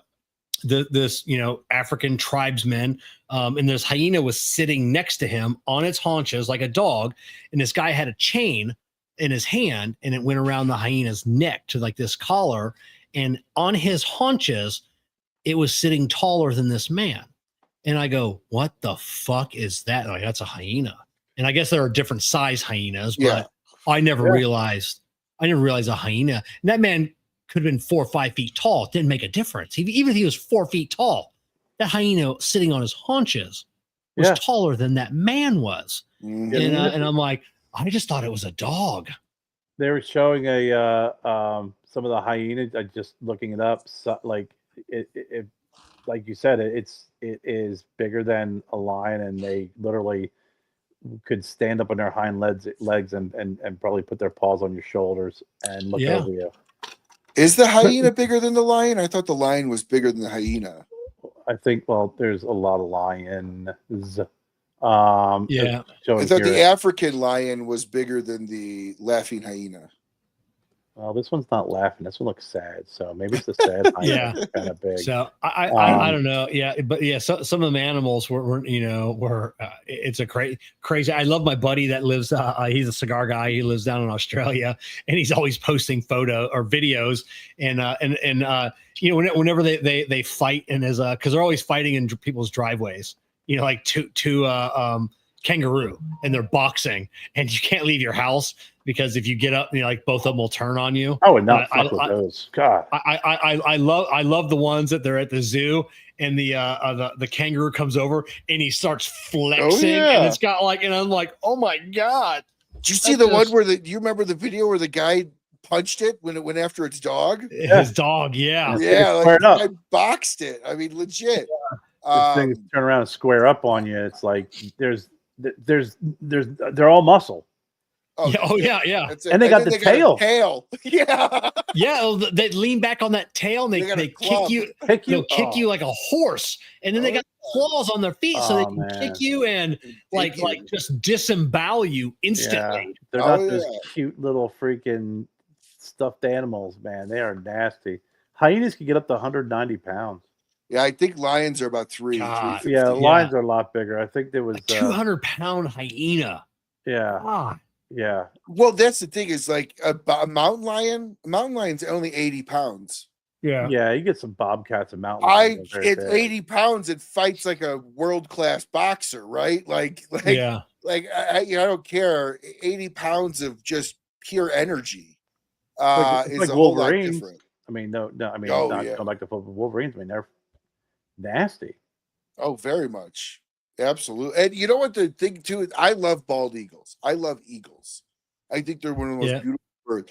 And when you talk to people from Alaska, they're the most annoying fucking birds ever. Like they're like the Chicago pigeon up there in Alaska. They raid your garbage. There'll be 30 of them outside of a store in the park. Like I've seen photos and I'm like, part of me is just like, man, that would be so cool though to see it one time. But people are like, they dive bomb you, they chase after you. Like, damn. I've always wanted to see one of the harpy eagles, ones that are like 5 feet tall, like the giant ones. When we went to in Kentucky, the Raptor Rehabilitation Center in Kentucky, I took Jessica and I paid for like a private tour because she loves owls, and they had a bunch of owls and hawks and eagles, and we got to see like up close, inside the cages with them, and just monster birds, absolutely monstrous.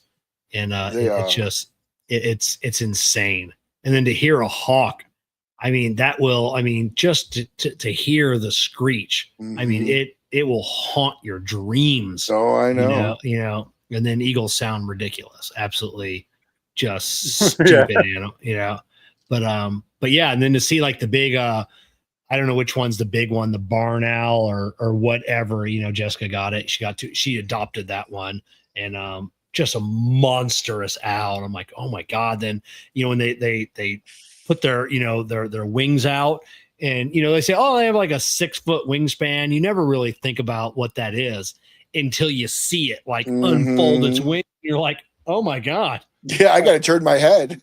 Yeah. It's giant. Oh, it is. So let me ask you this. If you could snuggle up with an animal and it won't kill you, okay, for whatever time you're with it, what would it be? Mine would be a lion. I'd want to feel what that raw power behind that paw feels like personally. I think I'd be a lion for me. Yeah, I don't know. I don't know if there's an animal that I think about that I want to snuggle up next to. Well, like if you could like go up and like what's an animal you'd love to pet or experience, or like for me, I think it would be really cool to snuggle up next to a lion and see what that feels like, and sit on them and lay on them and see their fur. But that's just me. But what would you? Would you do a bear, Kerr? I don't know what I'd do. I mean, lions are cool, but then I feel like if I know they're not going to attack me, then I'm just walking up to a freaking 250-pound cat, and cats annoy the shit out of me. So, I don't know. I don't know what animal I'd want to snuggle up next to, or at least get pretty close to, where I could touch it. I could do anything. I would probably, knowing it wouldn't kill me or eat me. Yeah, would be a shark, like a great white. That was my Okay, answer. yes. There is a They great scare white. the fuck out of me. Yeah, just to be up, just to be able to get up near those teeth, like be able to touch the tooth. It, you know, like if it would let you, and just to feel that power of just seeing how fast they are in the water, how they freaking jump. I mean, the ability to get that much air out of the water, you know, jumping out of, like, killer whales too. Another thing that's just blows my mind, how something that big can move that fast and actually get that much power to get out of the air. I mean, to get out of the water into the air, and then just to be, that's really the only thing that I think I would want to kind of, if I could get close to. Yeah, either a great white or like a sperm whale, you know, like a blue whale, you know. I'd love you. I've always wanted to I'd want to ride it though.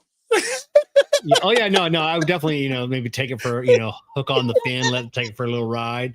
You know, I've always wanted to be up on I wanted to go on a boat and then see how big like a blue whale is. You know, just boat. I mean, still to this day, and you think about dinosaurs, you think about everything else that has ever lived on the planet, and the blue whale that is currently living in the ocean is the largest creature that has ever existed in the history of the world. And I thought there was bigger back in the dino days. No, as from what they say, the blue whale is the largest creature that has ever, they're 100 feet. You know, that has ever been on this planet. Yeah, so if you think about it, Brian, gorilla. So land animal, gorilla. Okay. I'm taking Brian's answer. A sea creature, great white. Land creature, gorilla. Fuck yeah, big old silverback. Gorilla would be interesting. Yeah, I think. Imagine shaking that hand. But yeah, I mean, again, because Kevin, we message about this all the time. It's like, you know, Jennifer or Jessica will send like this video of a monkey. And like these monkeys come up, they're cute, they're stealing food, or a chimpanzee. I'm like, no way, they'll eat your face. No, they have. Yeah, I know. I don't trust them. I don't trust. If you ever go up to Busch Gardens in Tampa, they have the gorilla exhibit, and as you're walking through, you know, they have facts about the gorilla, and they've got like whatever stuff, but in there is a like an axe handle. And like a big axe, I mean, you know, you get a good axe handle, it's a couple inch diameter, and it's broken in half. And they tell you, like, one of the gorillas in the habitat picked it up, didn't break it over its knee, just held it in its hand and snapped it in half, and then just set it on the ground. And you can actually, you know, you're right there. It's not behind glass or anything. You can feel it. I mean, it's attached to the display, but it's just like, just to pick an axe up and then just snap it in half. Yeah. Well, I remember when we were in Brookfield Zoo, because I grew up in the Chicagoland area, and they had the big gorilla exhibit there. And I don't know how thick that glass was, but it's inches thick. This thing swung from one end and hit the glass and broke it, like spidered it up. And you're just like, my cousin started to cry. Like, it was like a gunshot went off. Yeah. And everyone started to scream. They shut the exhibit down. But I guess what he did, I didn't realize they were telling you what happened is it's layered glass. So he broke the first couple of layers. Yeah. It's not like he broke through it. Like the integrity of it wasn't, you know, fully compromised. But you're like, damn, dude, bullets can't do what you just did. I know. I felt that way. And it's very eerie when you go to the Atlanta Aquarium. And I think it's still the largest piece of glass in the world. And you go right up to when we got to the main, because you go through all these little different aquariums before you go into the big room with, I mean, the two glass, whale sharks are in there. You know, they one just passed away. Really, the Japanese aquarium attached to the sushi house is actually bigger. I only say that in jest. I say that in joke. Okay. But the Japanese aquarium is bigger than the Atlanta aquarium now. Is it? Okay. But it was for ever since it was built the biggest. Yeah, you know, and first thing I did was made a beeline just for that glass. I started feeling it, and then I started going. Tunnel. I went right up to where I knew the because I saw how it was built, and I think the glass was actually built in Japan and shipped over, and they set the two pieces side by side, and it was such a machine to fit. Like they just pushed them together. Like there's no glue or epoxy, so if you know where it's at, like so a tongue and groove. I went flat, straight up next to each other. Oh shit! So I went straight up to it, and I found that seam, and I'm trying to, I'm looking at it, and but yeah, you're right up. Your hands are on that glass, and a fucking whale shark just swims by, and you're just, you're just in awe of these creatures. Well, first off, you know how big of a tank it. You know how big of a tank you need to have two fucking whale sharks in it? Yeah. Like just the sheer tank size alone is impressive. And you can't see end to end of that tank. It's insane how like big the whale shark disappears. Oh and yeah. then comes back. Like that's how big this tank is. Yeah. Yeah. It's a sight to see. I've been to the Pittsburgh Aquarium, pretty decent size, but I've seen one too many movies where you go up to that glass and there's some crazed larger fish that'll break it, and then we all die. Oh yeah. You ever see the and I don't know what aquarium it is, and it's not a real, it's like a big piece of glass, and the sharks and the animals look really fucking realistic. And they have one where like a great white is swimming, and then it turns and it makes a beeline for the glass, and it hits the glass, and the glass shatters, but it's all a TV screen. Yeah, and you don't know. And they have a video camera, and they're always filming the people that like fall down or they freak out, because they don't realize it's a TV screen. They think it's a real aquarium. There was something they did. I think it was over in Japan, where they put LCD screens in like a lookout, or like they made like, I don't know, an 8-foot cantilever deck that looked over a view, and on the bottom of it they put an LCD screen, and it cracks. The switch for cracking it. People were like jumping onto the corner, like freaking out. They videoed the whole thing and put up photos of everybody. They only did it a couple of times a day. It's not like it happened all the time. But yeah, people. One guy had to get like checked out by a paramedic. I don't know if I could do it, because the Grand Canyon has that lookout, where you walk out on the glass, the glass deck. Yeah, the cantilever deck. It's a mile down, and I don't know if I could do it, man. Not owned by federal. That's not owned. That's not on U.S. property. No, it's not. It's on Indian land. Oh, okay. That's why they charge you like $80 a person to go out on that thing. It's not federal property. It's federally leased from the federal government, because the park butts up right next to it. But the part where that cantilever's, that's why they charge so much for, is that's actually on Indian land. Okay. Yeah. So, and then they also have the one skyscraper. I don't know if it's in New York or where it's at, to where like you walk up next to the platform, and then it like tilts down, to where it goes completely flat, and it's all glass, and you're looking down at the top from the top of a skyscraper. I've seen that. Yeah. No, thank you. It's not like I'm deathly afraid of. I'm deathly afraid of heights. I'll just throw that out there. But I remember we were in Bentonville, Arkansas, many years ago. We were going up there to buy a truck for my buddy Butch. We flew up there. We were going to have it shipped back, and we took this road up to like the top of the mountain. They had like a big flat spot where you could get out and you could see forever, and it was a sheer drop. And Butch got right up to the edge. And it was such a strong breeze coming. It was like blowing super strong. So he actually stood on the edge and then leaned out, and his arms were out. The only thing stopping him was that wind that was blowing him back. If that wind stopped, he just fell. And then I'm like 20 feet back up against the side of the mountain going, he's like leaning over. He's like, come on out and look at this, get the fuck out of here. That man had no fear of heights. at all. Well, not a fear of heights. I mean, I don't have a fear of heights. I have a fear of, construction, like that thing being lowered. Oh, like I'm not afraid if I look over or if I'm up high, like we've gone up, watchtowers and all that stuff, and you look over top and height's fine. It's someone who constructed something that goes forward and dangles you over the edge.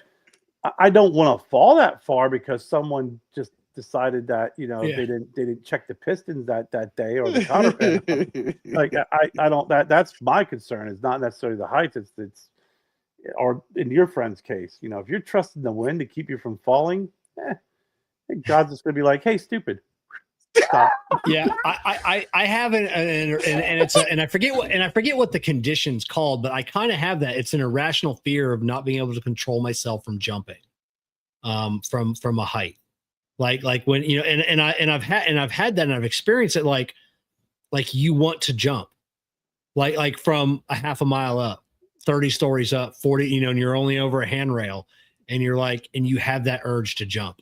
Is that part of you that still has to push the button if it says don't push the button? That's Jenny had that urge in Forrest Gump, and she stepped back. Yeah. Is that the same vein? Because I know you have that. Like if you walk in, like there's the Jennifer. We've been to places and it's like, the big freaking red freaking handle says, do not touch. I'm like, Kevin would want to grab that and pull it. Or when we went out to the freaking out to Wyoming and we went to the Sulphur Springs. And they're beautiful, incredibly beautiful, but they're like, if you even step foot in there, it's 200 degrees.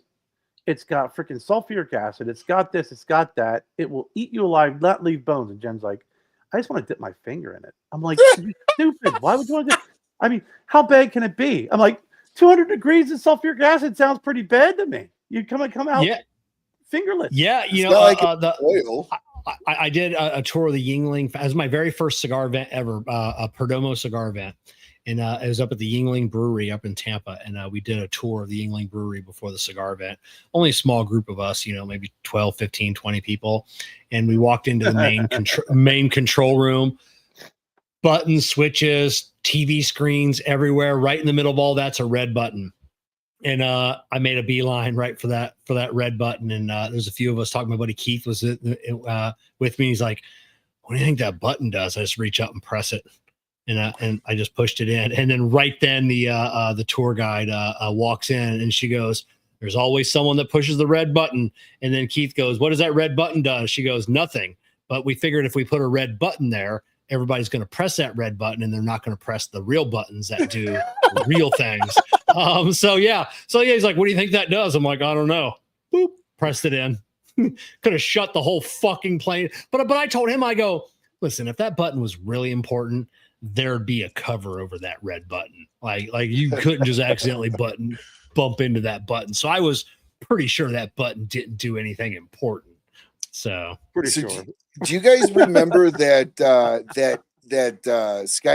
skyscraper climber in the 90s and early 2000s? He would go and climb skyscrapers in various cities. I think it was like that Italian guy or something. Wasn't it? Yeah. Well, he was in Chicago, and I think it was the John Hancock he scaled up, and they ended up taking him down like almost near the top.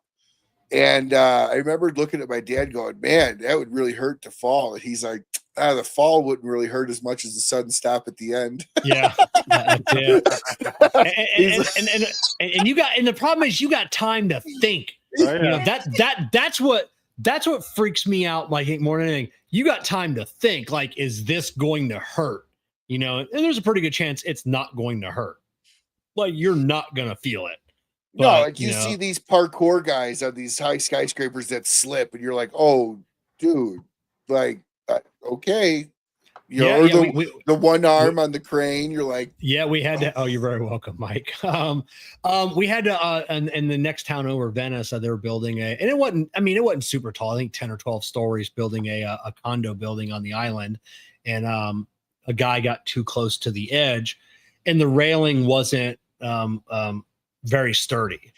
So he like basically stepped off the edge and went straight down and landed on his feet, and it just accordioned him. I mean, he died in a puddle.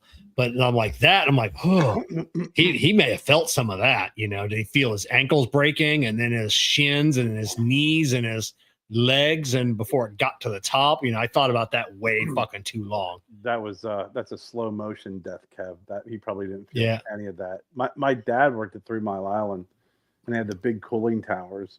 They have the guys who go up top the cooling towers and change the lights, and they've had people fall from there. They had scaffolding, and I'm like, God, they killed me. He goes, no, because of the shape. It slopes up. They fall a certain, and then they hit, and then they kind of roll down. So they've had people fall from the top of those cooling towers and live because if it's not straight down, so you're just not falling straight. You fall X amount of feet, and then you hit cement and slide and roll. So they're fucked up. They got broke, they're all busted up and stuff. But that's something that, unless you're knocked out cold, that's a bitch of a freaking fall and tumble and rolling by the time you hit the bottom. Well, this was a big deal in Chicago, and I actually just looked it up to make sure I had the date right. Back in 2012, a 23-year-old kid fell down the chimney. So he climbed past the closed, locked gate. He figured out a way to get onto the roof of the Hotel Continental and then climbed the chimney stack. And he fell in the chimney stack. 23-year-old man, Nicholas Wingme, fell into the chimney after climbing it to take photos from the roof. He initially survived the fall and communicated with rescuers at the time, but lost consciousness and died. I'm sure, man. If you're falling down there, chimney. You probably got You're not falling straight down. He probably got all. But if you think about it, he was on his way to the furnace. Yeah, he's never gonna make that. He's gonna clog that bitch up by just freaking. Yeah. Still, that's worse, I think. Yeah. It's not like Willy Wonka. It's not going to push you back out. Yeah. So but to survive those 4 so my brother-in-law, his sister just got in a car accident this past weekend, and her and her husband were in Florida here, and they did they rented a Lamborghini, and it was like one of these test track things, and that's fun. Well, it wrecked it. Totaled the Lamborghini when it blew a tire, and she broke. I don't know if she's going to live or not, but broke every bone in her body. Oh my God! Every single bone was broke. Every organ was bruised. And who was this to you? This was my brother-in-law, his sister. So her and her husband. Now he's going to live because they hit that when the tire blew. Her side of the car hit the wall, but yeah, you think about those, like I said, sliding down the cooling tower, you're going to tumble, I look at the recovery of breaking every bone in your body. Let me ask you this, Kevin. It's on the manuals, people put a lot of torque on those. There have been those gears that have slipped and come through the floor and killed people, right? And the transmission gears thrown through the floors. No, that doesn't. Like happen. I've heard stories of the floor blowing out and the transmission dropping or gear coming through. Like a severe race cars, that are but 99% of them run Kevlar blankets. They wrap the transmission in a Kevlar blanket to where it's almost impossible, if it does explode, to have anything that makes it through that Kevlar blanket that's strapped around the transmission. So it's rare that you have heard about that. I don't know anybody, or I've never really read a story. I've never known anybody to do it, but I've always heard horror stories of run it too hard, you could kick out your gear and throw it through the floor or something. Yeah, way back in the day, there were stories of mechanics, and this happened to me when I was a kid to a guy that lived on the next street over from us. When they had, they still have some trucks that have cooling fans, like the metal radiator fans, we were always taught, you know, in being a mechanic, you never stand to the side of one, because if you have a fan blade that's weak, and that's what happened to this guy, one of the fan blades come off, and he was on that side, and it hit him straight in the right between the eyes, and got lodged in his skull and killed him instantly. So I've always yeah, heard. I've always I heard. I knew one of the guy that married my wife and I, who was the officiant, worked a lot of years for Mac in Chicago, and he told me the worst stories and incidents he's ever seen was around changing the tires, the compression tires. He's like, people would be lazy about it and not shut the cage, and all of a sudden it'd be boom, and it just shoot across the. He said, well, one guy actually was standing in front of it, and it took him in half. Yeah, a buddy of mine, he works on school buses, heavy equipment, and there's a cage you wheel the tire into, and you hook up the inflator gauge to it, and then when you close the gate and you lock it with the arm, and then when you lock it, it completes a circuit. Then you can turn on the air pressure to inflate it, so you can't leave a door open. You know, you can't be in there with it because you lock it in. It has, you know, laser sensor eyes. So it's pretty foolproof now, but that's, you know, this was back in the 80s. You know, and even now that's probably still the case. This was a city owned garage, you know, so something like that, it's probably impossible to happen. But yeah, you have those old split rims and, you know, tires that, like I said, just blow up and can fucking kill you. It's you're ending the show on like a, Final Destination, you know, Faces of Death. Yeah. 1,000 Ways to Die. Faces of Death. I remember renting that VHS when I was in high school. Yeah, I've seen them all. Yeah. Well, for those that don't know the compression tires, they literally the older school tires, they don't fill up like a regular tire. They squeeze am I explaining this right, Kev? They squeeze the rim together around it, and then they fill it up with air. Yeah, it's called like that compression. Yeah, it calls like a split rim, and they're very dangerous. Very fucking dangerous. It's a bomb. It's a bomb. Yeah, you don't play around with anything big like that. It's just parts are heavy. You know, they can crush you. It's just tires that, you know, when you're taking it off, if you're standing next to it, it can fall on you, and there's no getting out from a multi-1,000-pound, you know, tire. Mike, what's your favorite Jackie Chan movie? Rumble in the Bronx. Yeah. Do you understand the words that are coming out of my mouth? You know. So. Oh, gosh, real quick to end it on a happier note. What's everyone's favorite shows they're watching? I'm really into Tulsa King. It's over the top, but it's awesome. It's a fun show. Looking forward to Landman in November. Oh, the first season of that is incredible. So fucking good. The one show that we've been watching that we're really into is Task. I haven't heard of that one. Yeah, it's a mini series. Mark Ruffalo's in it. And I'm kind of weird about this with movies and shows. So it's based in Philadelphia, right? And it's basically it's a heist. You know, he's FBI, et cetera, et cetera. But they did such a phenomenal job of everybody on that show has that Philadelphia accent. It's, you know, because you watch a movie, it'll be like, hey, this is in New York, and like no one's got a New York accent, or Boston, and everybody's kind of talking. Everybody, it is so dead spot on how they talk, the accents, and they even talk about working with their accent coaches. But it's a great series. Like every time we sit down and watch it, it's got us on the edge of the seat. And we've watched a few series like, you know, Tulsa King. We're now watching this Monster, the Ed Gaines story, which is we're gonna watch that. We're gonna watch that next. It's pretty good. I mean, yeah, it's we're I think 5 or 6 episodes in, which is pretty good. You know, but I'm telling you, the Terminal List Dark Wolf is pretty decent too. Okay. But Task, bar none, it's up there. I think it's up there with Landman, because Landman I thought was just great writing, great acting, just great storytelling, everything. Taylor Sheridan's amazing. Yeah, we want to watch Black Rabbit next with Jason Bateman. Okay. I started good. that. It's good. It's good. It is. It's a little slow at first, but it picks up. Mm-hmm. Yeah, right now we're watching the House of Guinness. That's good too. Which is good. Jessica's not as into it as I am.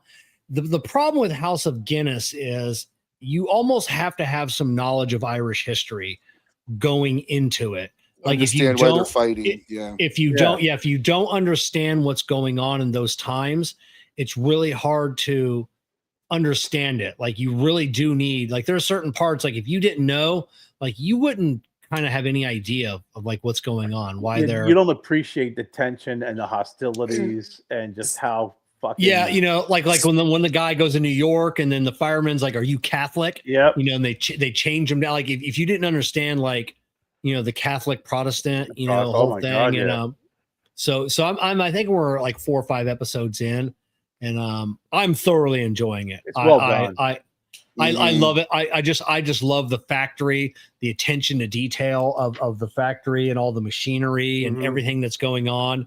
I'm absolutely loving it. I do want to do I'm hoping someone has done a video on YouTube on the fact versus fiction of House of Guinness, because I don't know the story, like the whole story. I looked up some of it. Well, I did look up and you do get, and this thing out morning too, like the Ed Gein story. If you are Ed Gein, when you start looking up the fact and fiction, some of the facts and fiction are not accurate as well. Because the Ed Gein story. So it's not like a documentary. It's a it's like the Dahmer show that they did. The Dahmer movie, a series. Okay. So they do take some creative liberties, and you can tell that they take some creative liberties and stuff. But there are some things like, they talk about his girlfriend, where if you read this article over here, but then you read this article over here. But the House of Guinness, from everything I read was, they did have the siblings. They all kind of had those, their personas are fairly accurate, but a lot of the storylines around those particular people are again, creative liberties. And the guy who's the head of the factory, he didn't really exist. That's just one of those characters that are amalgamation of a whole bunch of characters. So it's like that series Chernobyl, like the woman that was in there, she never existed. Right. Yeah, she was 120 some people as one. Yeah, she represented over 100 people. Or they'll have someone who represents like the influence or the strong hand of the family. Whatever creative shit that they do. But yeah, I did read some of the facts and fiction, and I'm like you, Kevin. I don't know if I know for me, I don't look up a lot of this stuff until after I'm watching. I'm gonna wait until it's over. I didn't mean to spoiler alert anything, but I didn't want to dive too deep into all of the facts and fictions. Same with Ed Gein. I looked up a couple of things as we were going along, because a couple things I'm like, hold on for a second here. This just seems a little too, and then it lets you know that they're kind of taking some creative liberties. More importantly, they show how it may have influenced. It influenced a couple of different movies. His story. I mean, you got a ton of movies. Psycho. Psycho. And I understand a lot of that stuff. Like you could never have known. Like Dahmer, like House of Guinness. So these personal these personal stories, conversations, so I understand like some of that, they were taking liberties with, because there's just no way anybody would have ever known that, because they like there's a couple scenes in Ed Gein where you're like, did that? And then you look up like, well, that didn't happen, but such and such went missing, so they just kind of assumed or attributed, so they create a little story there that no one really knows of what happened. But yeah, I think that story influenced a lot of movies. I think Ed Gein is the most movie inspired story. I think so. More has been taken for, like, Psycho was literally written. The writer of Psycho used Ed Gein's case. Yeah. Oh, okay. Like it was that closely inspired. Obviously, the hotel wasn't real, but it was that Yeah. closely inspired by Ed Gein. Texas Chainsaw Massacre. Yeah. Very inspired by Ed Gein.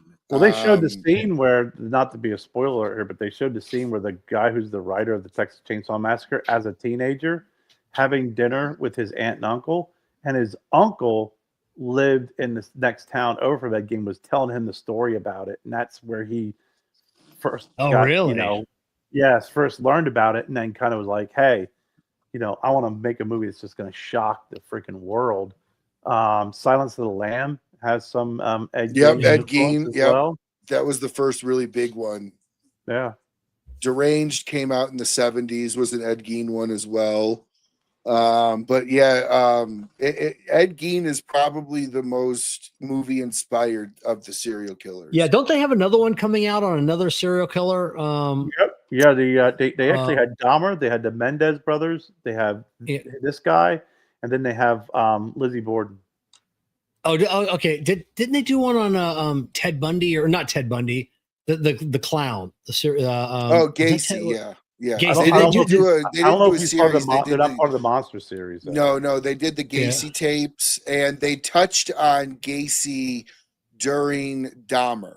They mentioned Gacy, and they showed article clips around Gacy, but they didn't. And they had a person playing Gacy for just a clip of the show, but they didn't actually make. Okay. I couldn't remember if they did that one or not. So. No, I mean you know what's so crazy to me is I was listening to so there's a really cool series called Mindhunters. And it's all about the original FBI crew that was called, they were called Crazies. They came up with the idea of profiling, serial killer profiling. I know this. I know the story that I didn't watch that, but I know that story.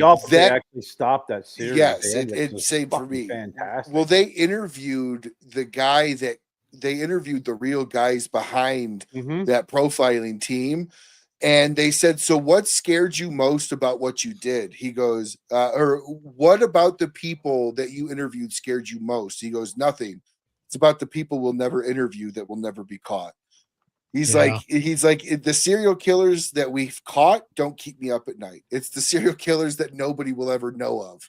Those are the ones that are really scary. And some of those dudes that they had, the guys, the people that they had playing the serial killers, and then because Jen and I really got really into it, because then we were like, okay, let's take a look at what what really happened in these interviews. And the one guy I had to look on because remember was Through the Bird, Ed Kemper, the real big guy. Oh yeah.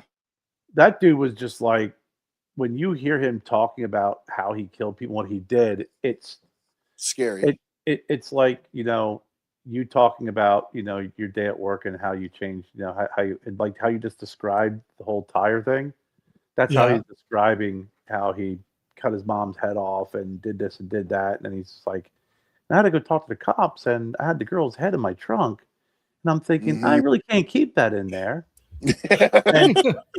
and he's really charismatic, and he's getting along well with these guys. And that's where this FBI group, they came, like you said, coined the phrase serial killers, because they were able to identify these folks and kind of start better psychologically profiling and understanding them.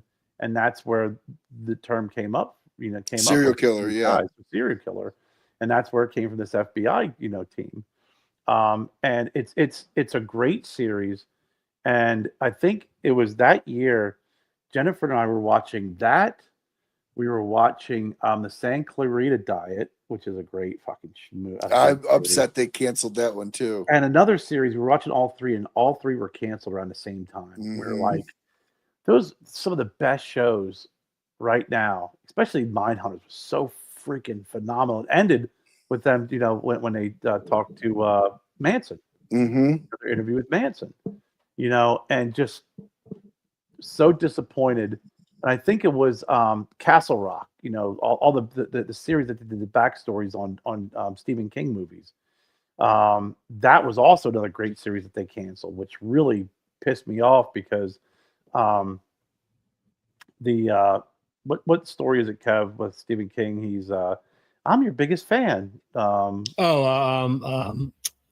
Kathy Bates, but it's Kathy Bates. Misery. Yeah. They gave the backstory of that character in the series in Castle Rock, and the series ends with her at one of his events, when he's talking, the character, and she's just like, "Oh, I just love you. I'm your biggest fan," and you're just like, "Damn!" Now you know her backstory. It's fucking great.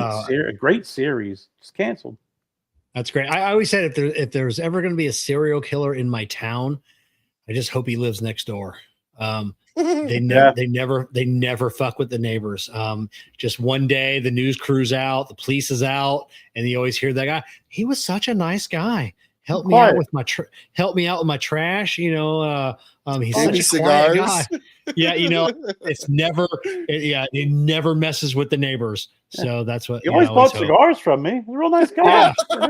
Yeah. He smoked a couple here and there, but really kind of kept to himself. But everyone's buying cigars. He owes me about $90. Did you guys find anything in there? It's do I ask the state for that? I don't want to sound like a selfish prick right now, but did he have any money on him when you arrested him? Yeah, because that was my money. My favorite cigar show with a cigar smoker, King of Tulsa. He is smoking the cigar in that entire show. I love it. Oh, Tulsa, yes. Or Tulsa King. King. Yeah. No, the A team. The A team. Oh, I thought he was talking about newer shows. Okay. A team's always a classic for sure. Well, the craziest thing in Mindhunter, you remember the scene where that guy's like petting his bird, and then just throws it over his head to the fan behind him? Oh gosh! Just like, oh my god, and that actually happened. Like it, I don't know. It people are nuts, I don't think more people are nuts. I think we just see the nuts more. Yeah, exactly. Yeah, no, definitely. I mean, listen, it's I know back when I was in pharmaceuticals, you talk to some of the psychiatrists who are like, you're closer, to the crazy insane people. You probably freaking brush up against them at the grocery store and don't even know it. Mm-hmm. Yeah. Oh yeah. It's like, damn. Well, I mean, if you look at it, Gacy's a perfect example. Yeah. The whole town loved him. He was known for helping everybody in the town, like anybody that needed help. But like, you just don't. That's one of the reasons why John Lithgow was my favorite serial killer that was killed on the Dexter show. Yeah, because you would have never have known in his lifestyle that he was, but like that's more true than the bloodthirsty serial killer, as far as like the good ones. I say good ones, the ones that do it for an extended amount of time. Like those are the ones that blend in more. Dahmer would blend it in as best as he could. What was the one that killed all the women?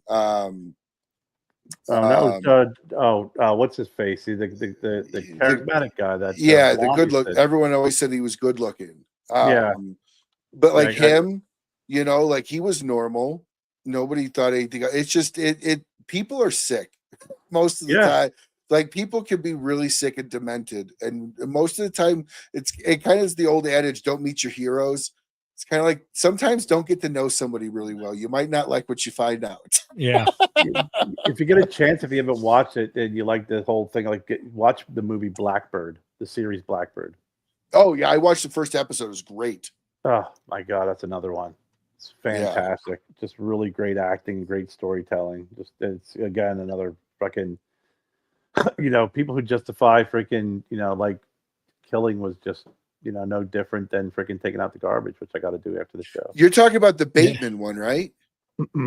No, what's the Bateman? Black Rabbit is the Bateman. Black Rabbit, yeah, no, okay, Black Bird. I don't know that one. Blackbird's it's Apple TV, and it's a limited series, and it's a story of a guy who's a serial killer, but they got to take an FBI guy and put him into prison. And he's got to befriend him.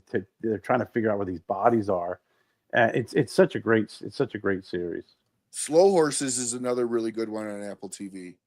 Gary Oldman, MI6, really, really. Gary Oldman's just always perfect. Always perfect.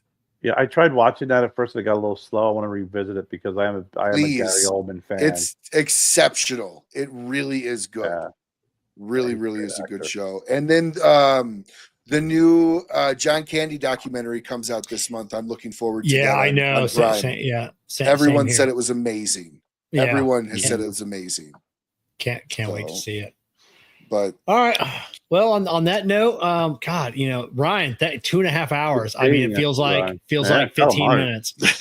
So we always love having you on. 5 minutes ago, I looked up and it was 1:57, and here it is 2.5 hours later. I know.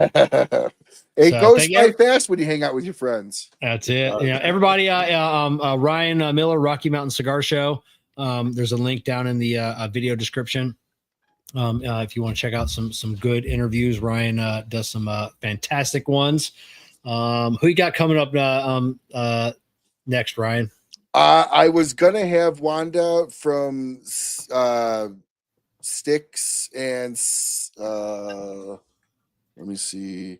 I always forget the name of her company. Sticks and Stones Cigars, but she ended up backing out, so I probably won't have a show tomorrow night.